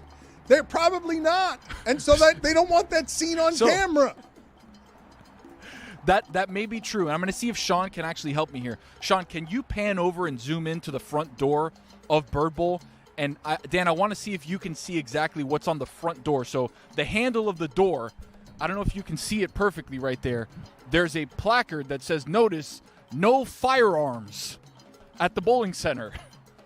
No firearms, please. It's good advice. That's correct. You got this, Sean. That only happens if there has been firearms here before. Many times where they had to put the placard of like, hey, yeah, you don't want no you guns. Don't want that We're open If carry you now. could. You don't want that at the bowling alley. All right, Tony. Thank God. This was America. I would like. This is where I would like It to is, end Jack. up as an American institution in the media, fighting its way during these difficult times through our sports and political climate. Why are we not the show that can now go over to Playthings and see what's going on over there? Why can't you go? Why can't you go do a live hit over there? Ask some people over there about the Hurricanes. Does Playthings agree with Dan's politics? About the Hurricanes? No, I don't want to talk about. So wait a minute. This is what we're gonna do. So you think you're in a dangerous area because no one within 3 miles of you agrees with my politics? You think I'm putting you in danger? More than 3 miles. You think I'm putting you in It's danger more than 3 right miles, now? trust me. Go to Florida Christian and ask for Coach I'm not in Stemmer. danger 'cause I don't think he's there anymore. I can ask for Coach O and Coach Dandrino's also not there. No, Padron's the one Retired. that's not there anymore. I can go over to Playthings, Dan. Again, that's more of a risque place. All right, Somebody Tony, maybe I'd like getting you to- something for Tony, somebody who's not their wife. Tony, I don't know. look, People are not Tony, going to want to be on Tony, camera. the show I'd like to do, look, if I were pushing you beyond the limits of normal production in a free media world that isn't as dangerous as this one, I think you should be asking someone inside of Playthings what they think of the Hurricanes and just doing a straight interview with that person. That's what I would like. We can. Yeah, I can do that. We're right now, my producer Rose is inside begging us to be able to get inside of Bird Bowl. So when she comes out, I'll tell her That'd we'll be go a to good. Playthings That'd be and we good can interview television as well. I'd somebody. like to ask how old. I'd like put it on the poll at Le Batard Show. Have the shoes at Bird Bowl been there for 69 years?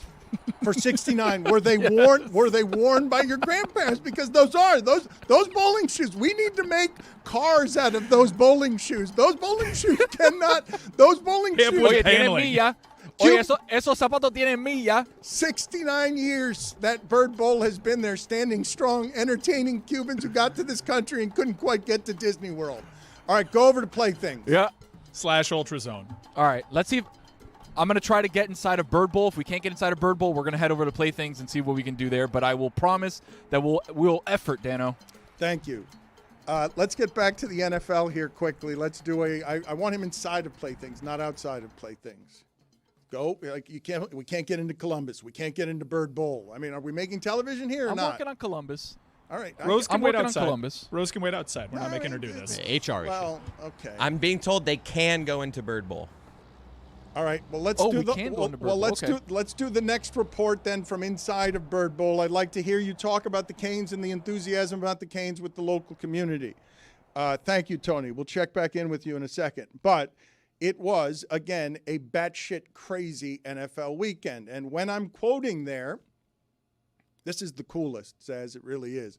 Because in the middle of all of these wonderful games, okay, Chicago taking back the division in that town with Al Michaels shaking. They want so badly to care at football, to be relevant at football. They care so much, and they've never had this quarterback, and they've never had this coach. Not Ditka, not anyone has the ability to both outsmart your coach in offensive ways that make the Lions collapse in the division when he's taken away and Dan Campbell exposed as something less than when he couldn't keep up with the plays.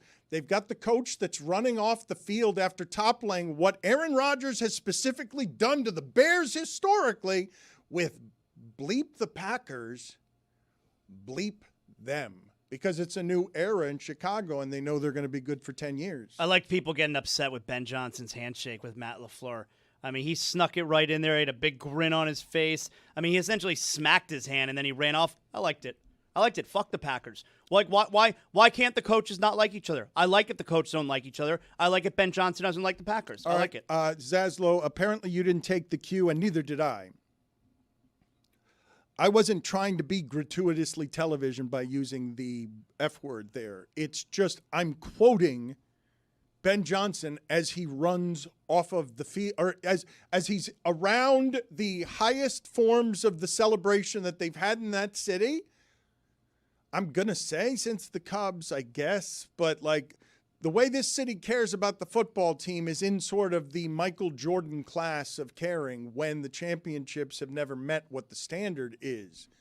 For this tandem to bring that city hope as the Eagles fall at the finish line, as they've got a defense that will ravage you, win the turnover battle. But a month ago, all of these games felt Eberflusian right before the second half heroics when they're doing things mathematically that they simply cannot recreate. You cannot win a Super Bowl getting down 21-3 and trying to figure it all out in the second half after Ben Johnson goes into the locker room and does whatever he does with the Bunsen burners to figure out what he has to do in the second half to just play, okay, Caleb, go out there and just run around on 4th and 9. And now they're a home win away from the NFC Championship. One home win away. Rams are favored. I'm really not sure why, I got to be honest with you. One home win away from the NFC Championship, which maybe they would host as well in Chicago. Well, it's because everyone thinks the Rams can win all 3 road games because you target Puka 18 times. But that game against Carolina was impressive to you? I would love your thoughts on the Carolina game because their season was over after they beat the Dolphins, and yet they were right there, almost beating the Rams for a second time this season. Pretty unimpressive. I did not think I would get to the point in life where Mike Ryan would look at me earnestly and say, I want your thoughts on the Carolina Panthers. Yeah, but thank you, because I have publicly been the greatest national skeptic on all things Carolina Panthers this season. Again, I declared their season done after they beat the Dolphins just because don't make me watch that team all season. But it's hard to reconcile that with the both times the Rams played them. The Rams, who I think are the best team in football. 5 one-score games they've lost in total freak fashion. All of it, like allowing a special teams touchdown, a defensive touchdown. McVay fires his special teams coach after one of the losses. Like, the Rams should be a 1 seed at home. They were better than Seattle this season, but now, and this is what you risk, 37-year-old quarterback or not, Stafford throwing fingers is a problem. Like, he wasn't the same in the second half. They have in Puka Nacua the same thing they had with Cooper Kupp. You cannot stop it all season. We'll throw to it 20 times. It'll never be something that you can stop. It's too accurate. There's nothing that you can do. But against Carolina, the worst team in the history of the playoffs by point differential, they come out exactly the way that I thought it would go the entire game, and Carolina stays in it, and the Rams do dumb stuff. And at the end of the game, they need Stafford to be great, and he is, because he's better equipped to be great at the end of these games that are all going to be close than any of them. Like, it's weird to me, Zaslow, to watch these games and these quarterbacks when they're all trying to stay being kept within 150 yards and everybody's going for it on 4th down. To have all of the games in that league be that close at the end, where the team trailing at the 2-minute warning in the first 3 games won all 3 of the games, came back to save its season after the 2-minute warning. It's because of the precision of people not like Trevor Lawrence, who had 59 seconds to win that game, and they know how to get down the field to get the 40 yards you need so that you can get into field goal range, because there's not a human being that can actually guard Parkinson. Like, that's not Devontae Adams. That's not even Puka Nacua. Like, if I take a 6'6" tight end and I just throw it to him over in that place, there's not a cornerback that's going to be able to keep up with something like that. You're noticing now, right, to where all of these teams, first of all, everyone goes for 4th down. It's so strange to see.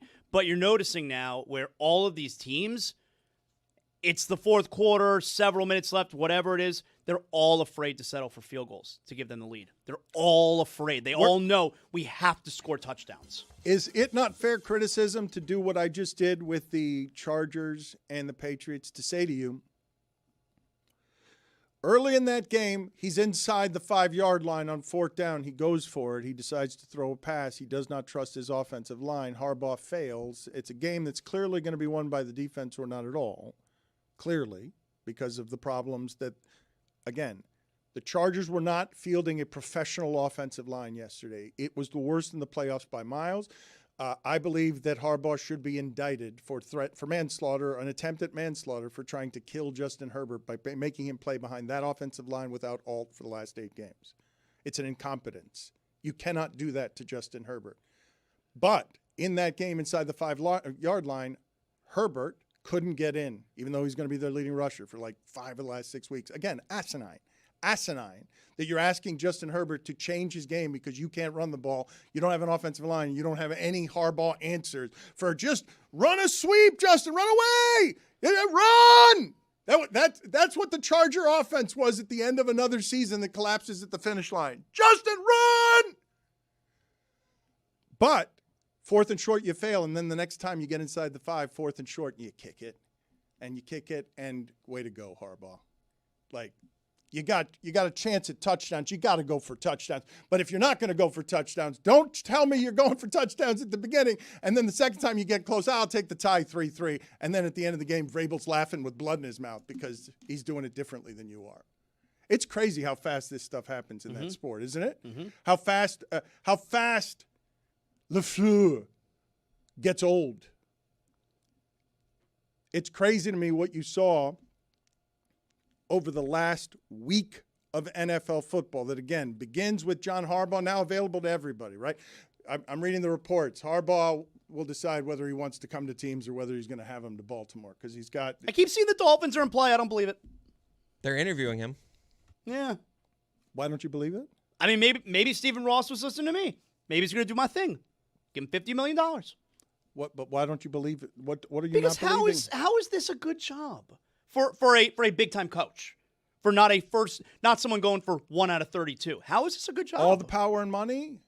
Well, where's the power? They just hired a GM. Okay, but you tell the GM that there's going to be rules and the GM is going to act as you can allow. Meaning Stephen Ross tells the GM, you're saying. Well, but wait a minute. No, what I'm saying is that if you really want somebody and you have no other options that don't improve your credibility from one day to the other, because it would be Jim Harbaugh or bust here if all you're going to do is famous guy who stabilizes your franchise so that people can yawn and say, okay, stable.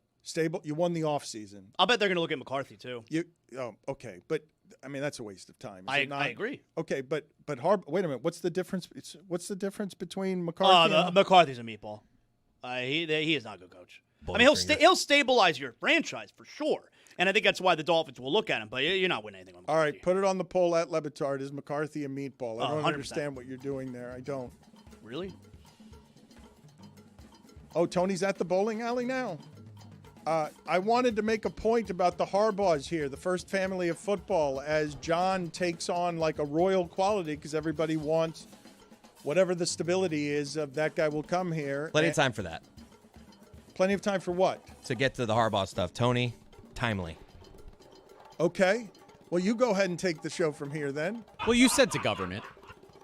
Well, in Chris's defense. I said to govern it, though, when I thought it was 3 hits ago, and we were trying. I said to govern it as it related to Zaslow and 10 minutes before we got out of the local hour, and I'm looking up, and there are 3 minutes left, and no one's governed it. It's true. Being told they're going to let him actually bowl. So All right, so Tony, do me this favor. So Tony, this is what I would like for you now to do for us because some of the benefits of entertainment television have eluded you this morning. I would like for you to bowl right now while doing your top 5. I want your top 5 while bowling. I want you to do both things at the same time, and we're going to do Tony's top 5. Did I just hear Rose laugh? Okay.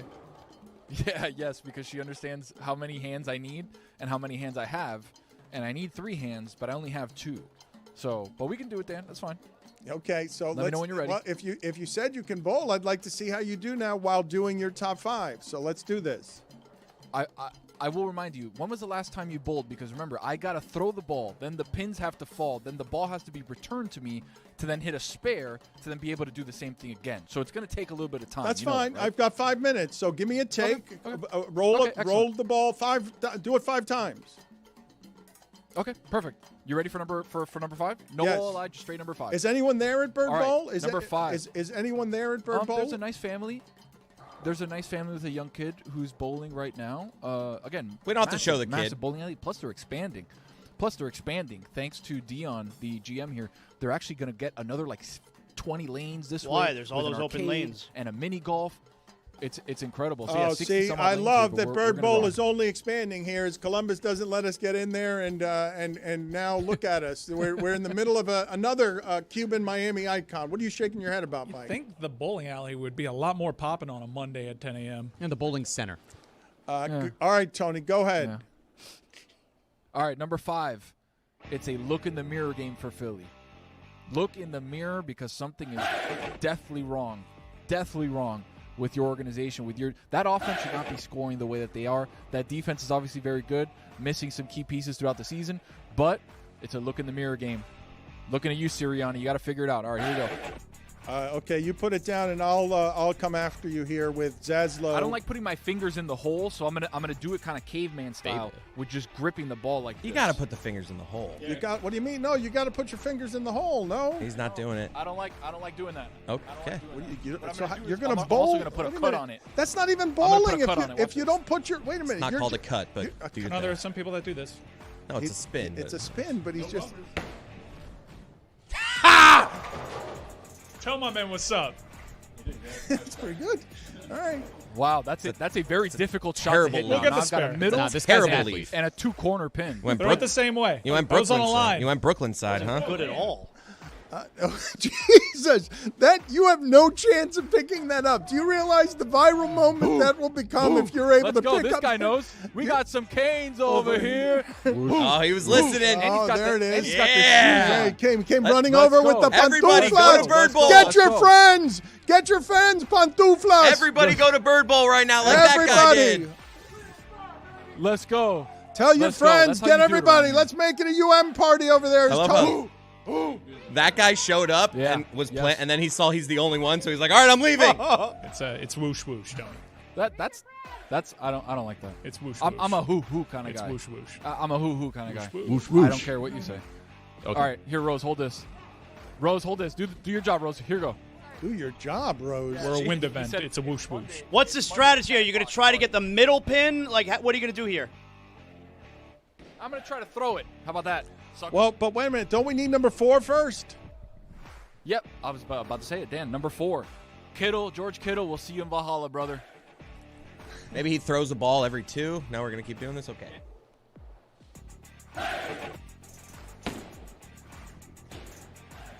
Oh, you loser! Man, he almost had that one. Loser! he had the right had idea. him in the right spot. Right idea. What do you expect? I threw a dime. I threw a dot right between the corner and the safety. How do you like that? So we still have 3 pins that are up. Are you going to keep trying to knock No, those they're down? gone. Here we Okay, that's it? You're going to just bang through the rest of Dan, it? how it we works, got a every free- 2 shots it resets. A I'm gonna new do it frame. before. Yeah. I was hoping Again, they Dan would hasn't bowled rejig. in I was 25 hoping, years. After 2 shots, they just stay. I was hoping they would rejigger it just for our bit. Been a while since They you bowled. can, like, you can know what? radio the No. back. Like, they can set pins All up. right, so set it up the way it was, and I want you to take 4 shots at that same pin combination. I want to see if I can have the viral.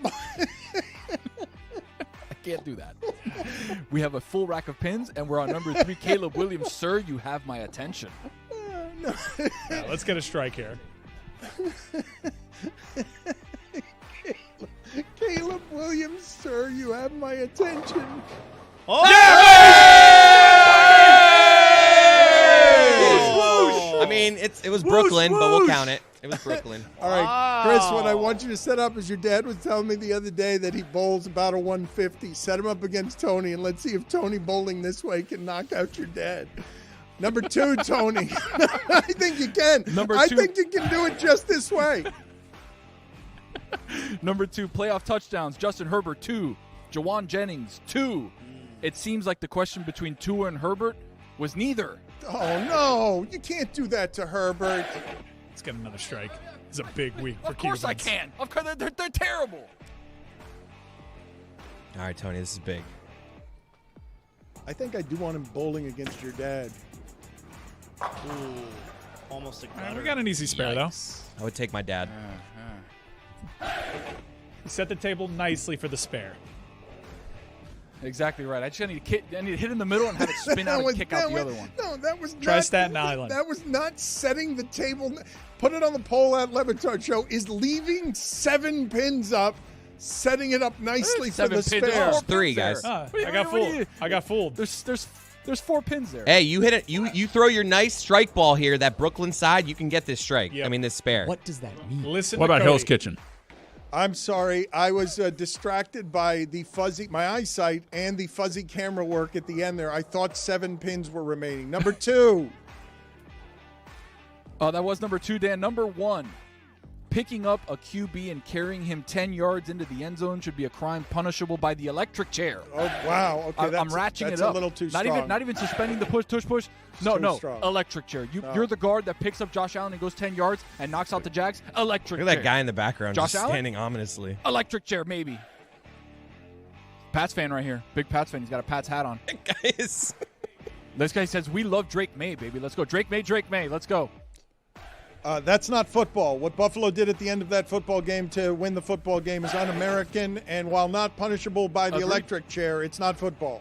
Again, I think if you put that on the poll, you could probably get a better electric result chair of is people too saying strong. electric chair. Nah, we're changing things. It's too strong, Tony. Electric chair is too strong. Here we go.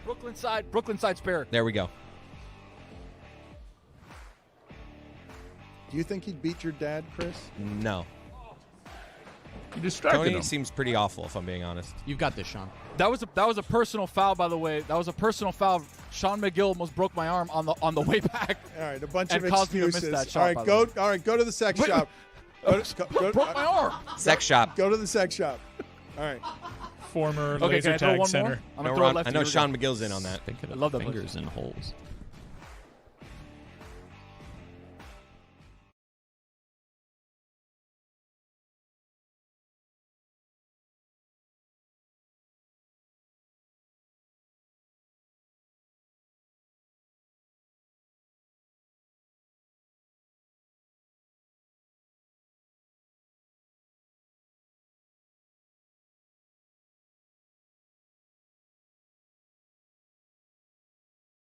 Jimmy always dropped some special surprise that got us motivated. I got all my players that I could crowd in my office, all the seniors and all the top players. He said, you know, man, we're now the reigning national champion from the '87 season, and I think we've earned a certain level of respect. I don't feel we're getting respected by one particular team.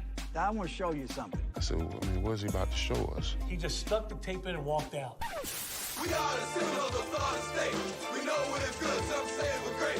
Our goal is simple, best in the land. Rockin' to the beat of the Monty Band. But I just remember Deion Sanders' Jerry curl juice shaking all over the place. Some call me cocky, and I know that. But this I got to do the Seminole rap.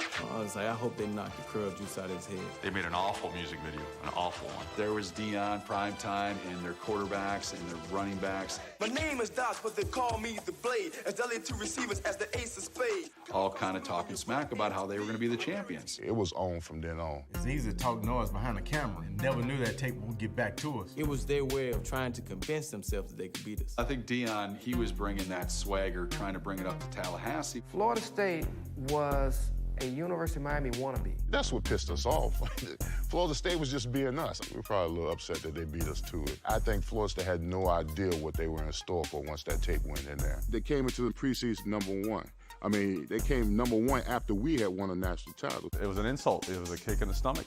We felt like every team that we played, especially the ones that came to the Orange Bowl, they better come in there with some respect. Ferguson. Complete. Fumble.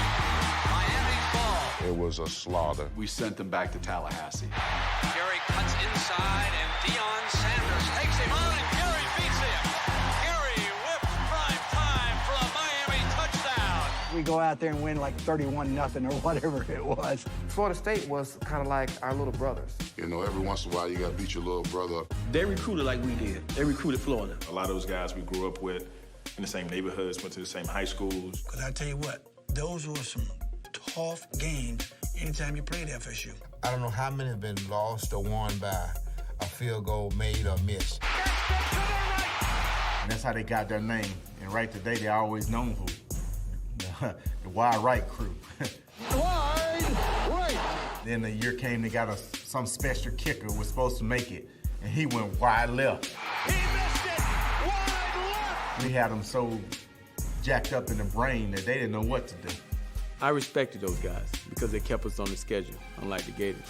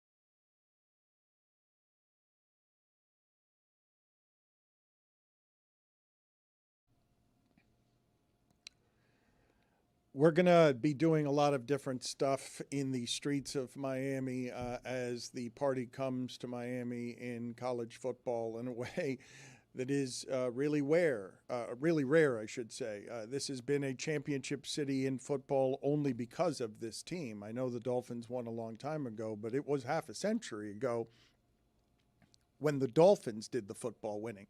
The quarterback coming in with Indiana is not just the Heisman Trophy winner, a source of great local pride, an overachiever of the highest order, and also statistically great in a way that the NFL and college hasn't seen over a full season. The way he's been, 85%. I'm going to give the stats again because they're crazy in the playoffs. 85% or better completion rate and 3 touchdowns. He's had 6 of those games this season.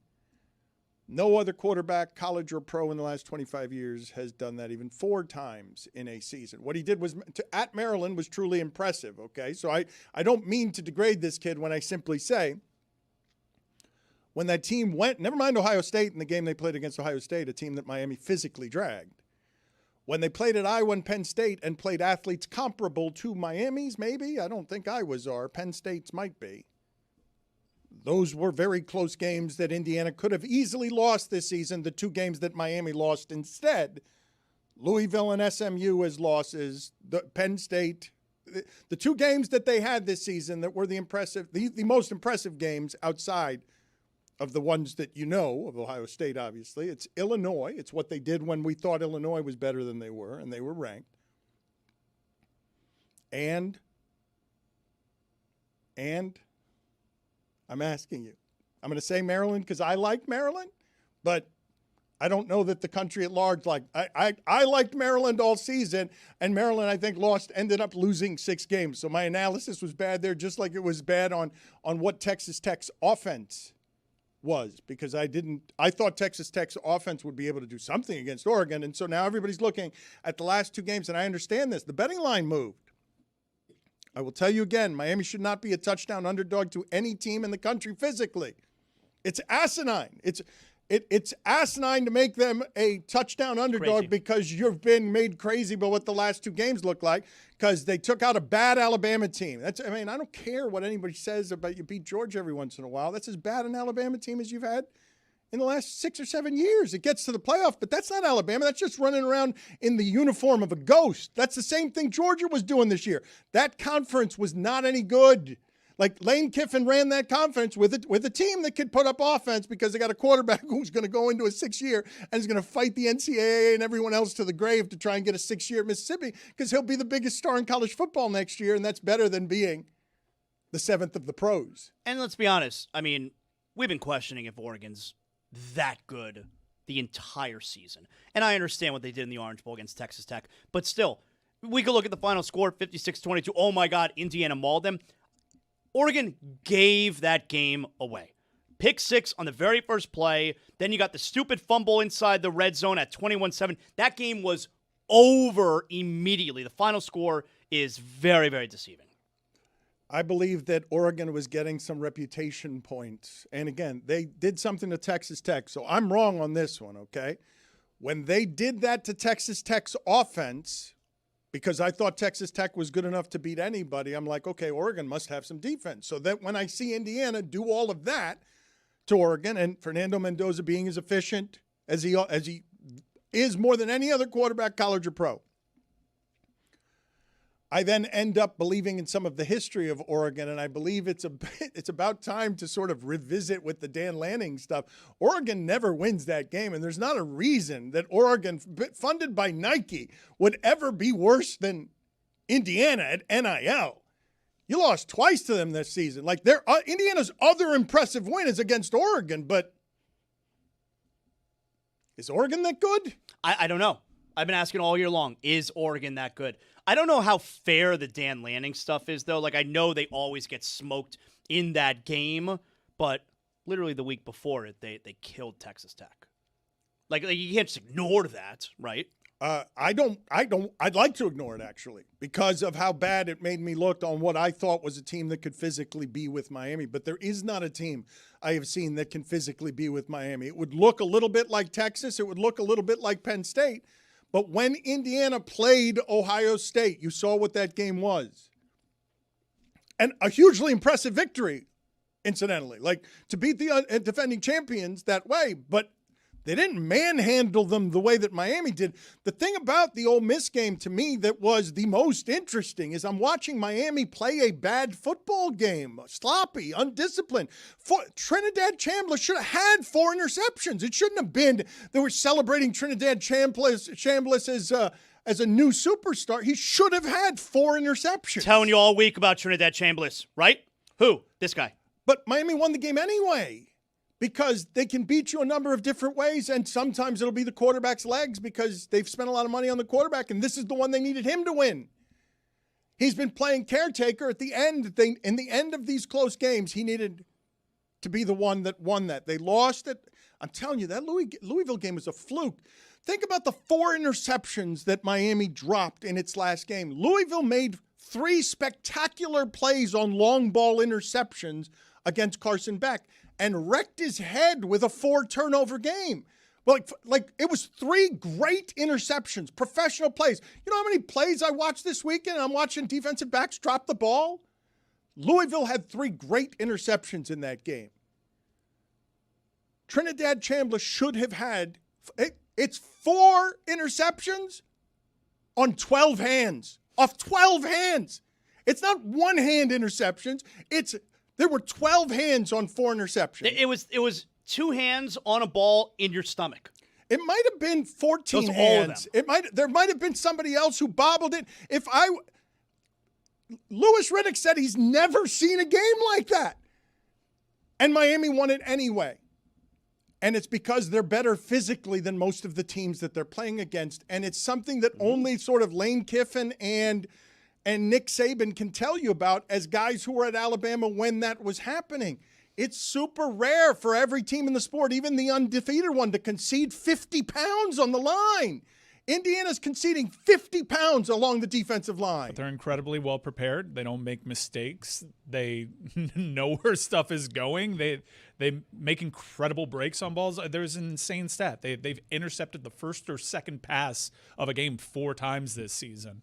And they admittedly say they don't do the practice on That's the practice wild. field as much. Yeah, it's pretty crazy. No, Mike says they're cheating. No, Mike doesn't say that They're cheating? No, who's to say that? If they're cheating, I want to know. No, I'm just saying the statistical probability that a team inside the Big Ten is doing some sort of espionage is not slimmer than what we've seen, which is a team picking off the first or second pass in a game 4 times this season. If there's cheating, I need to know going into the game. I can't go in blind. People think that doesn't matter. Doesn't matter. I'll tell everybody. Throw away all journalistic credibility and get reckless. Here is something we like to call reckless speculation. You're good. It's not me. There's other people on the internet that this has been. What are they saying? This has been the thing that's been rumored about Indiana. Like they're so well prepared because they might have an idea of what's going on. That's the hearsay, and I'm here to tell you it doesn't matter. It doesn't matter whatsoever. Dan, what do you think Miami's going to do? What do you think Miami's going to do against Indiana? Hit that A gap, Dan. They're going to dominate the ball offensively by caretaking the football and running the ball. Right. Indiana knows that's coming.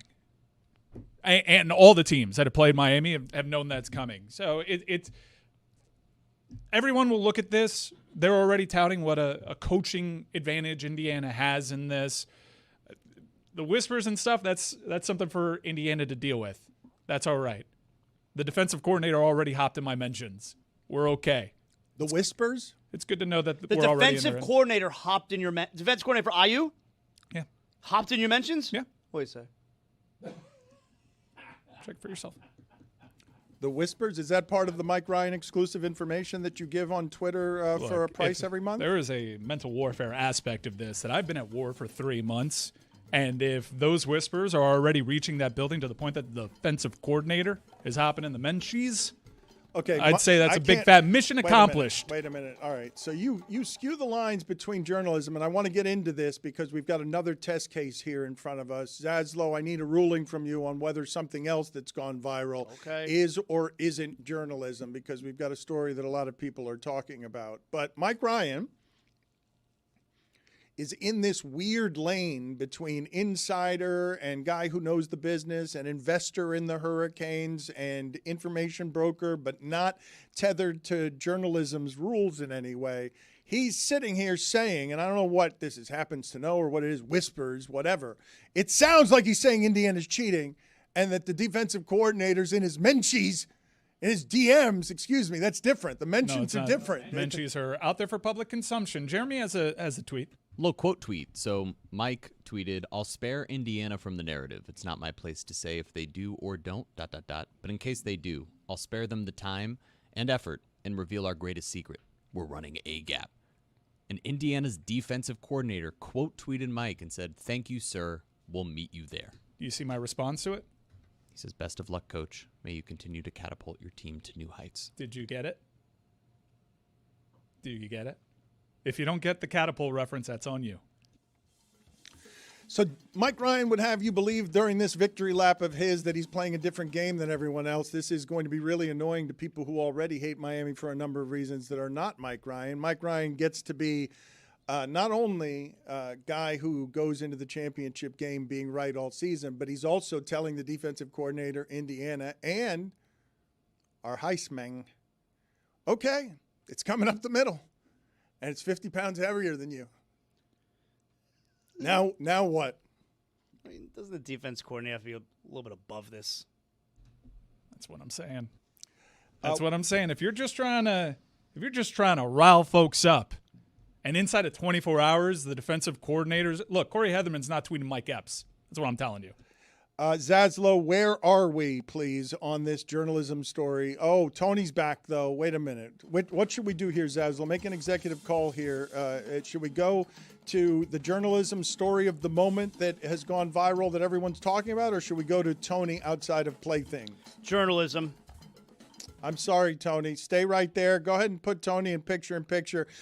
Tony, if you want to also just wander around so that we can see your interactions without any sound, that's fine. Zaslow has made his ruling, and he wants to talk journalism instead of Playthings.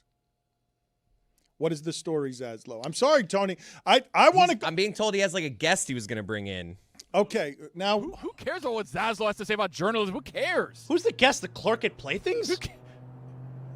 No, so here's the thing, right? I'm a big proponent of personal freedom, and I think what we're doing out here is wrong. Okay, they didn't let us film inside for obvious reasons. People that may be patrons of this establishment want some sort of anonymity, right? They don't want a big camera in the face saying, "Hey, what do you think about the Canes this week?"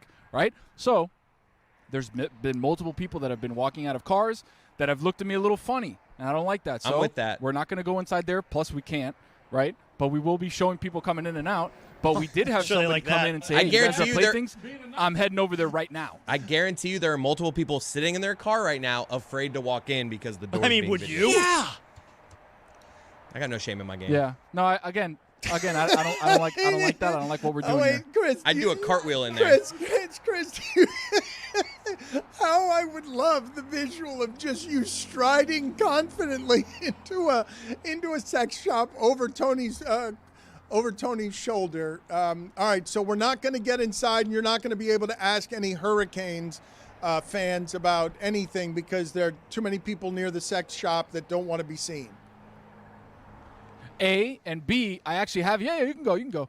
There's an old lady here trying to get through. Thank you. She was a patron. I don't know if you saw her walking through the back there. You're making we actually have a Hurricanes fan right here. We have a University of Miami student. Come over here, buddy. What's your name? Oscar. Oscar, what's up, buddy? He was watching the show, was listening to the show, getting ready. He said, "Oh, they're at Playthings?" He's like, "I live right down the street. I know exactly where that is." So he says he's been to enough games where he's going to get a free ticket as a student to the Natty. How do you feel about that, buddy? Oh, I'm ecstatic. I just wanted us at the beginning of the season to get into the playoffs, maybe win a game. This is like the craziest thing ever. What do you think about Mike Ryan? That's enough. Okay, thank you. What just happened? I don't understand what just happened between him and Mike Ryan. Where are you? Do you not like how Mike Ryan represents? He just cleared his throat. Embarrassing. Get his Do you name. not like We're how taking Mike those Ryan tickets represents away. the Canes? I'm going to be honest. I don't know who Mike Ryan is. Yeah, There that's we go. embarrassing. Okay, that's Is fair. this guy Brandon That's- Marshall? That's fair. That's It's a golden cane. He says, "Who are you, Brandon Marshall?" He's a Golden Cane. Really? I used to work for the Hurricane Club. I would help out at the Golden Canes. I worked for them for the 24 season. This guy's electric. So Cam Ward last year.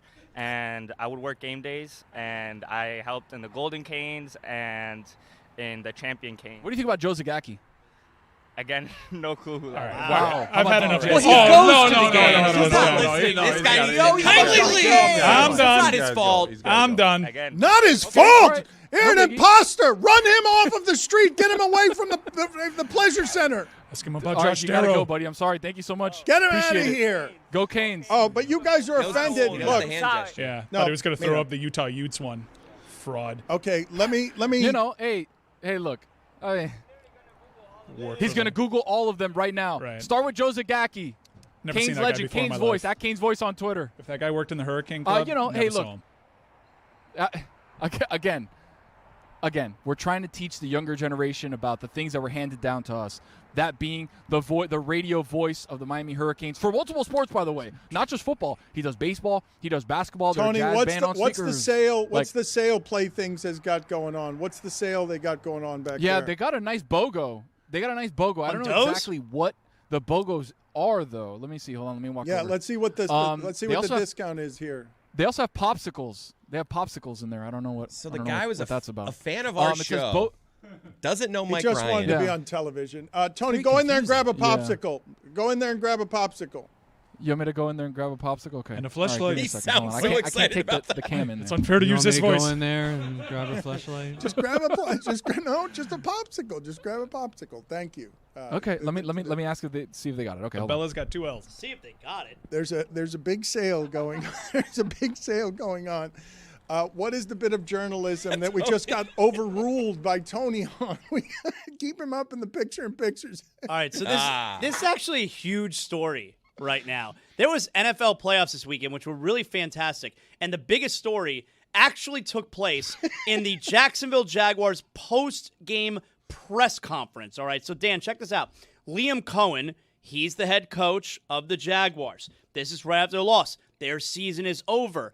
And give this a listen here. This is a credentialed reporter, and here is her question. I just want to tell you, congratulations on your success, young man. Thank you. you. Hold your head up, all right? You guys have had a most magnificent season. Thank you. you. And you did a great job out there today. Appreciate so you it. just hold your head up, okay? Thank and you, ladies ma'am. and gentlemen, Duval, you the one, all Thank right? you, ma'am. keep it going. We got another season, okay? I appreciate Take it. care and much continued success to you and the entire team. Thank you, man. This is a very polarizing issue on Twitter right now. Very polarizing. Among journalists? Yes. Oh, it's just a kind, nice lady So saying we nice play our things. game. Is that journalism? That's right. So. That's our imaging? Yeah, that's it. Yeah. Well, no, I mean, he gives his ruling, and then we have Can you play it one more time? we can do it together, guys. Is that journalism? Journalism. The answer is that is not journalism. All right, a shocking Not controversial. journalism. All right. Not journalism. All right, truly shocking. Not journalism. That is not journalism. Not journalism. You know, in the lexicon, you have unk. That was an auntie. Gotta listen to the auntie. Just a there. lovely woman coming and offering perspective. And Not journalism. Okay, but it's nice energy, though. It doesn't. It's just she brought a little kindness. His offseason's going to be rough. And people got mad. It really fanned the flames when Adam Schefter tweeted out, he quote tweeted that video, and he tweeted out, "This is an awesome exchange between the reporter and Liam Cohen." And then everyone, all the journalists, they got mad. Well, it's not that either. Not journalism. It's not journalism, but it's also not an awesome exchange. It's just a woman being nice. Schefter thinks it's awesome. It's not that either. Not journalism. You mentioned that. Stop badgering me with that. Encouraging. That's not encouraging. Where's Tony? Let's see what Tony's doing. Tony's continues to be outside. Did you grab a popsicle? Not journalism. I got it. I got it. Did not grab a popsicle, Dan, but mira que yo resuelvo. Okay, I went inside, talked to the nice lady at the front. We're going inside. Let's go. Commissioner! Wow. Oh, now we're getting somewhere. Mira que yo resuelvo. Gracias. Okay, patina más. All right, so Patina más. Tony, more Noah bon- McGill loves So this Tony, shop. just walk around, and if you want to interact with anybody, you can. But also just give us all your again. Oh, those all are the furries. Give us all your football takes as you wander around in there. Just all of them. Okay. All right. We'll start. Is this a in Halloween the, shop? We'll start in the NFL.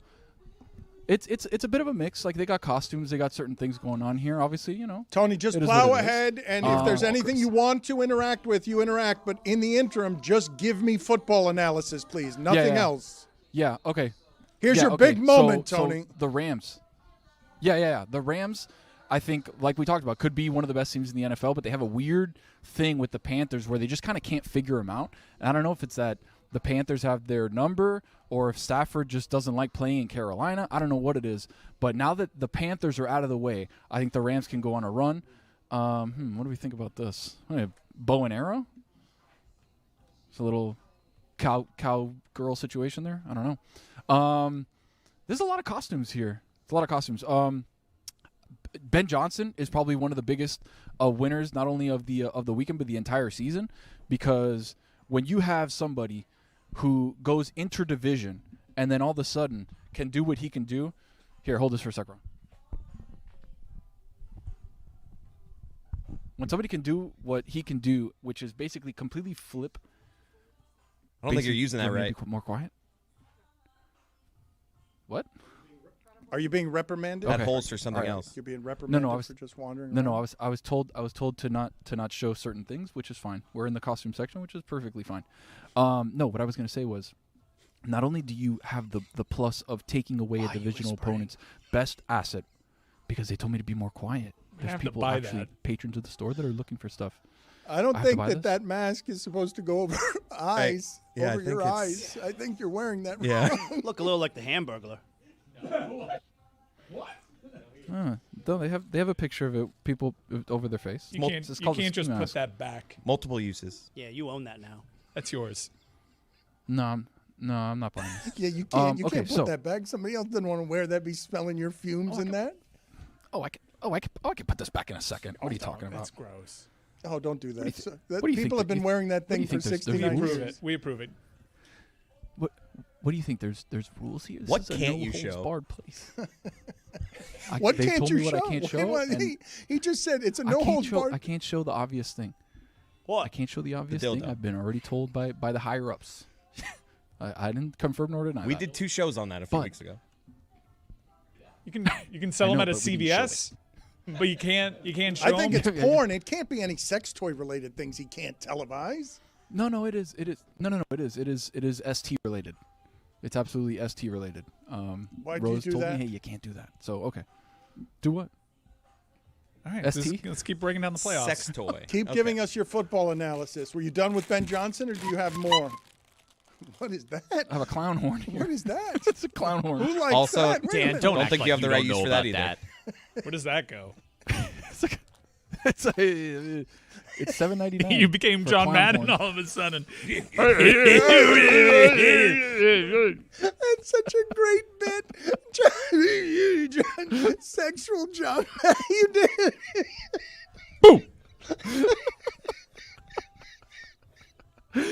Okay, so the best thing about Ben Johnson is leaving the Lions in a lurch, going over to Chicago, saying that he hates Matt LaFleur for some oblivious reason. We have no idea why, and then beating him, and then giving him the handshake of like, see you later. It's so good.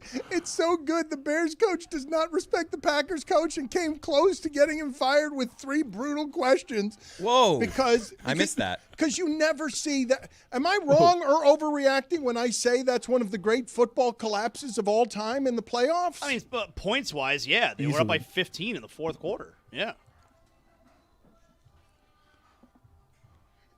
Paint the picture, Easily. Tony. All right. No. We're walking through more of how do I say it? A bit of more of like 50 Shades of Grey situation on this side. All right, put If something on. you catch my drift, which Put something no, on. it's not a. Which It's Well, not there's a some put on bunny ears kind of behind thing. you if you want to take those for a walk. all right, it's one not a more put-on football kind of take. thing. You have earned one more football take. Be careful. Don't show anybody Rose on is in there. camera. That's Rose. Oh, that's just Rose. Okay. No, we're good. We're Rose good. doing Does there? Rose have any I'm- thoughts? Does Rose have any thoughts? She can't be enjoying it in I'm there. sure she has a Dan? few thoughts. 50% off. Dan. That's a Dan? blowout Can I sale. pique your interest? Oh my God! Give me a couple of Can I those. pique- Blow out. Wait a second. Do you want the crafty witch? Dan's into this section right here. Oh, I got Dan's kit, the wizard kit. Dan, you show up in the wizard kit, you're gonna dominate. I should do the live stream dressed as the sexual wizard. Bring me one of those costumes back here so that we can a week from now build up to this purchased. Get my size, Tony. Make sure to get my size. Thank you. What size is that? Are you gonna go over to Columbus? No, I'm not going to Columbus today. Because I think it'd be funny if you got picked up by a I've- school with some of these things in your car. Tell them Playthings let you in. Why won't Columbus let you in? Would that be funny to you? All right, It's a good point actually. The feelers have been out there. We're looking at maybe Wednesday or Thursday being able to do something at Columbus. I've already got boots on the ground working things out. So again, Dan, is there any other costume you would like that would make sense? No. They have a count. Would you want to be a count? Well, just A one, I a two, don't three. want you to.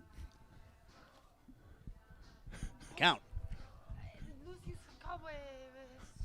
What's that, Rose? He's right about that. Did you just do the count from Rose- Sesame Street? Was that just your count from Sesame Street Is there impersonation? another count? Stealing Fuentes a bit. Tony, thank you for your report from over there. Thank you for your bravery and journalism. And you did much better journalism than that woman in Jacksonville. Thank you for being on with us. Hey, go Dolphins. What's that? What did you? Oh, is that a Go Dolphin thong? No, it's a garland. They're selling garlands here now, so Should be a that's thong. nice. Your You head's can in the wear right- it as a your thong head's in if the you right want, spot, Dan. Dan. I can bring this back for you. Well, actually, now you see, Tony, you laugh, but my next step on this, I'll keep escalating this so that ultimately you're just doing a report wearing nothing but that outside of some place like Bird Bowl in Miami. Like, I'll keep escalating this if you want. Like, do you realize what a payoff it you'll would keep be escalating it? I didn't know if that. at the live stream you debuted nude reporter Tony reporting live off the canes? That's a good Not gimmick. journalism. No? All right, bad idea. Thank you, Tony. Appreciate the time. Appreciate the reports. Get into Columbus before the end of the week. Okay, I will. Again, I'm going to just say to all of you, I don't think I have this wrong, right? batshit crazy football week over the last week that makes the sport continue to rise and pop, where you don't think the games can get any better or more dramatic or tenser. And one story you got that just sort of spills off to the side of our show is, whoa, what a bad ending for A.J. Brown in Philadelphia. Like, what a He's definitely done there, right? But what a terrible way for all of that to escalate. Like, we burned through these guys pretty good, right? Like, Todd Worley, it's not that long ago that he was playing football, like, and was a key to the championship with the Rams, and then gets hurt, and Belichick wins 13-3, and it sends Jared Goff somewhere else, and then the whole league changes over the next few years. You have these small windows in which to win. They're not these guys get burned up. Lamar Jackson's not the player that he was already. That happened very fast. Justin Herbert, they're going to get him killed in Los Angeles because these rock-hard specimens who collide for a living and train their muscled bodies to make violent collisions.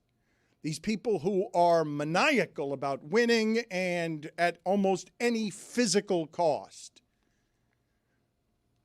They're caring deeply. Nobody questions load management here, right?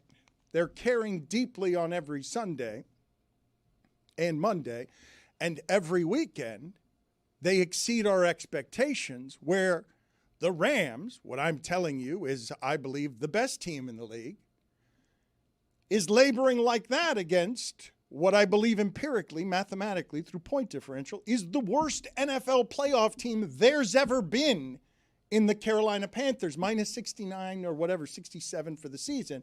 That game is that, and then it just kicks off a crazy weekend that has you disappointed because Patriots-Chargers wasn't that. Patriot-Chargers in the second half is just one healthier team grinding to dust an unhealthier one because nobody can be what the 49ers are.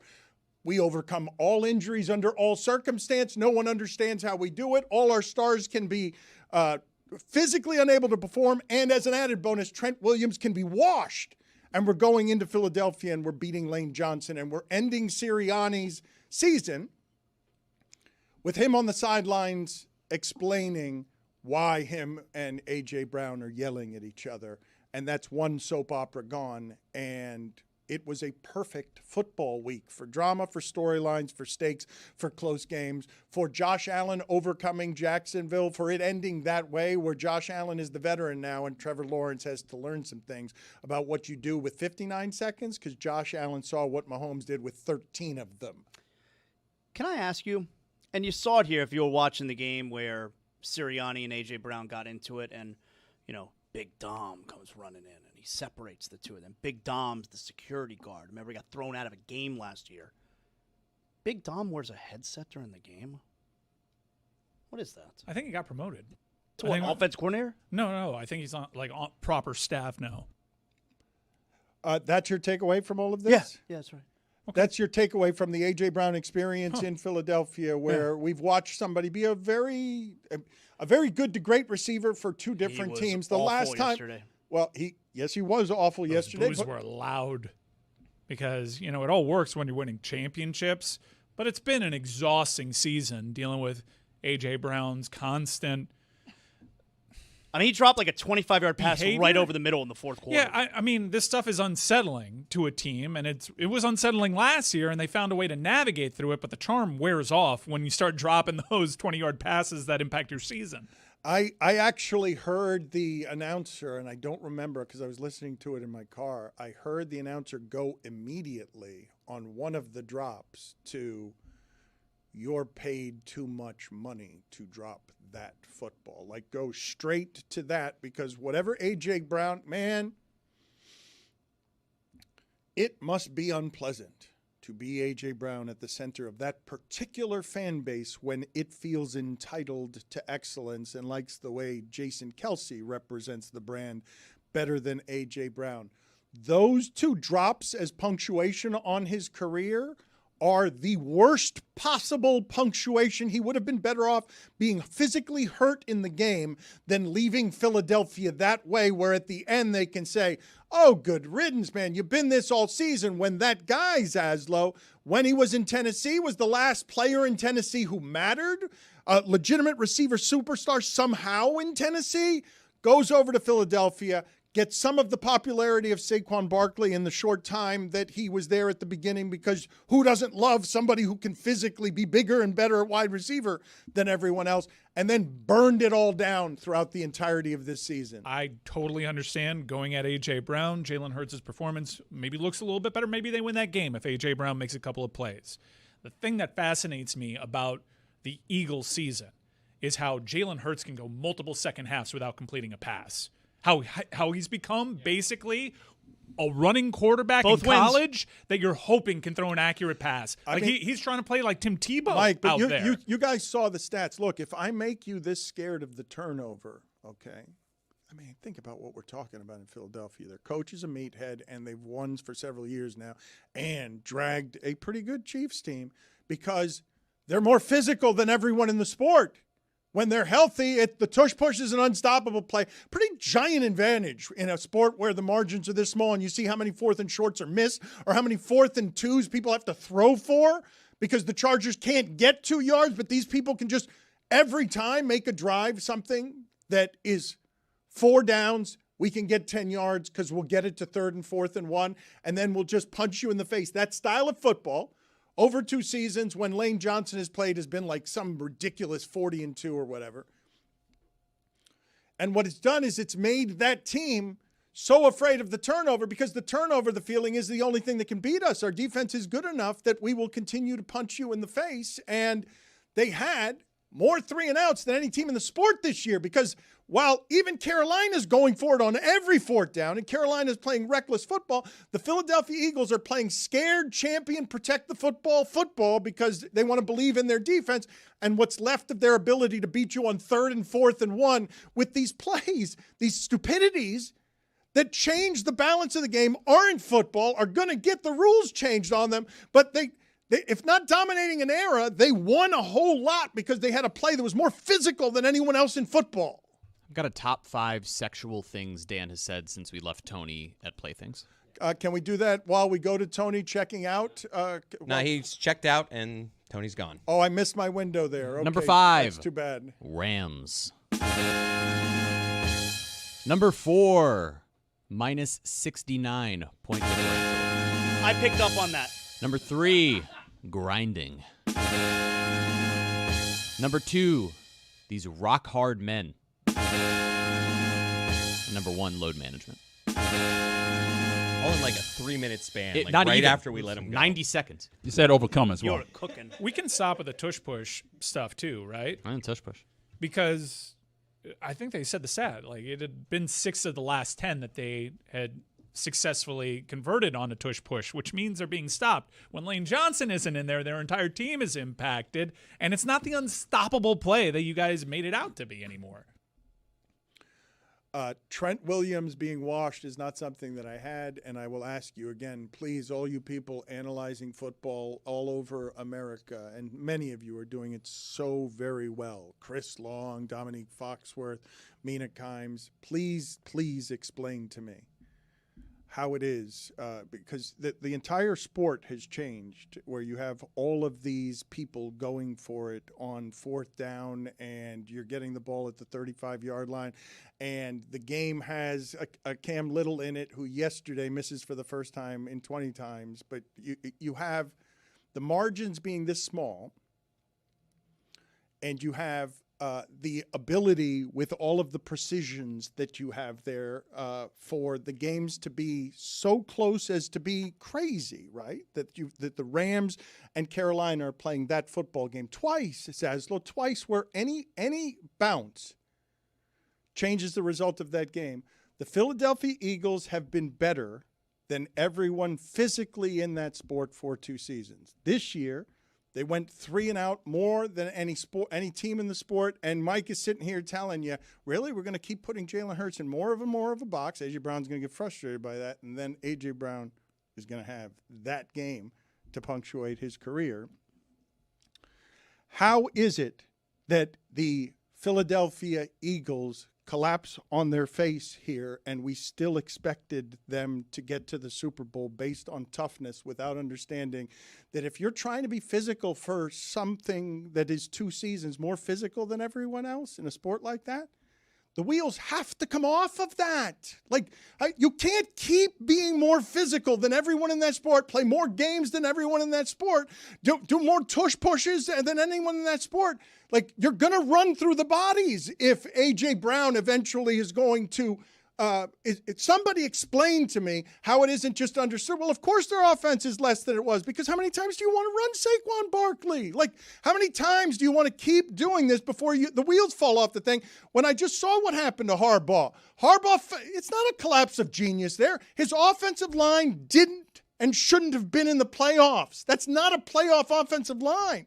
There shouldn't. But if you're going to be if the game is to be more physical, 4 plays in 10 yards, Zaz, if that's because everyone's going to be $150. I'm going to go for it on 3rd and 4. All I need to do is get 5 yards here.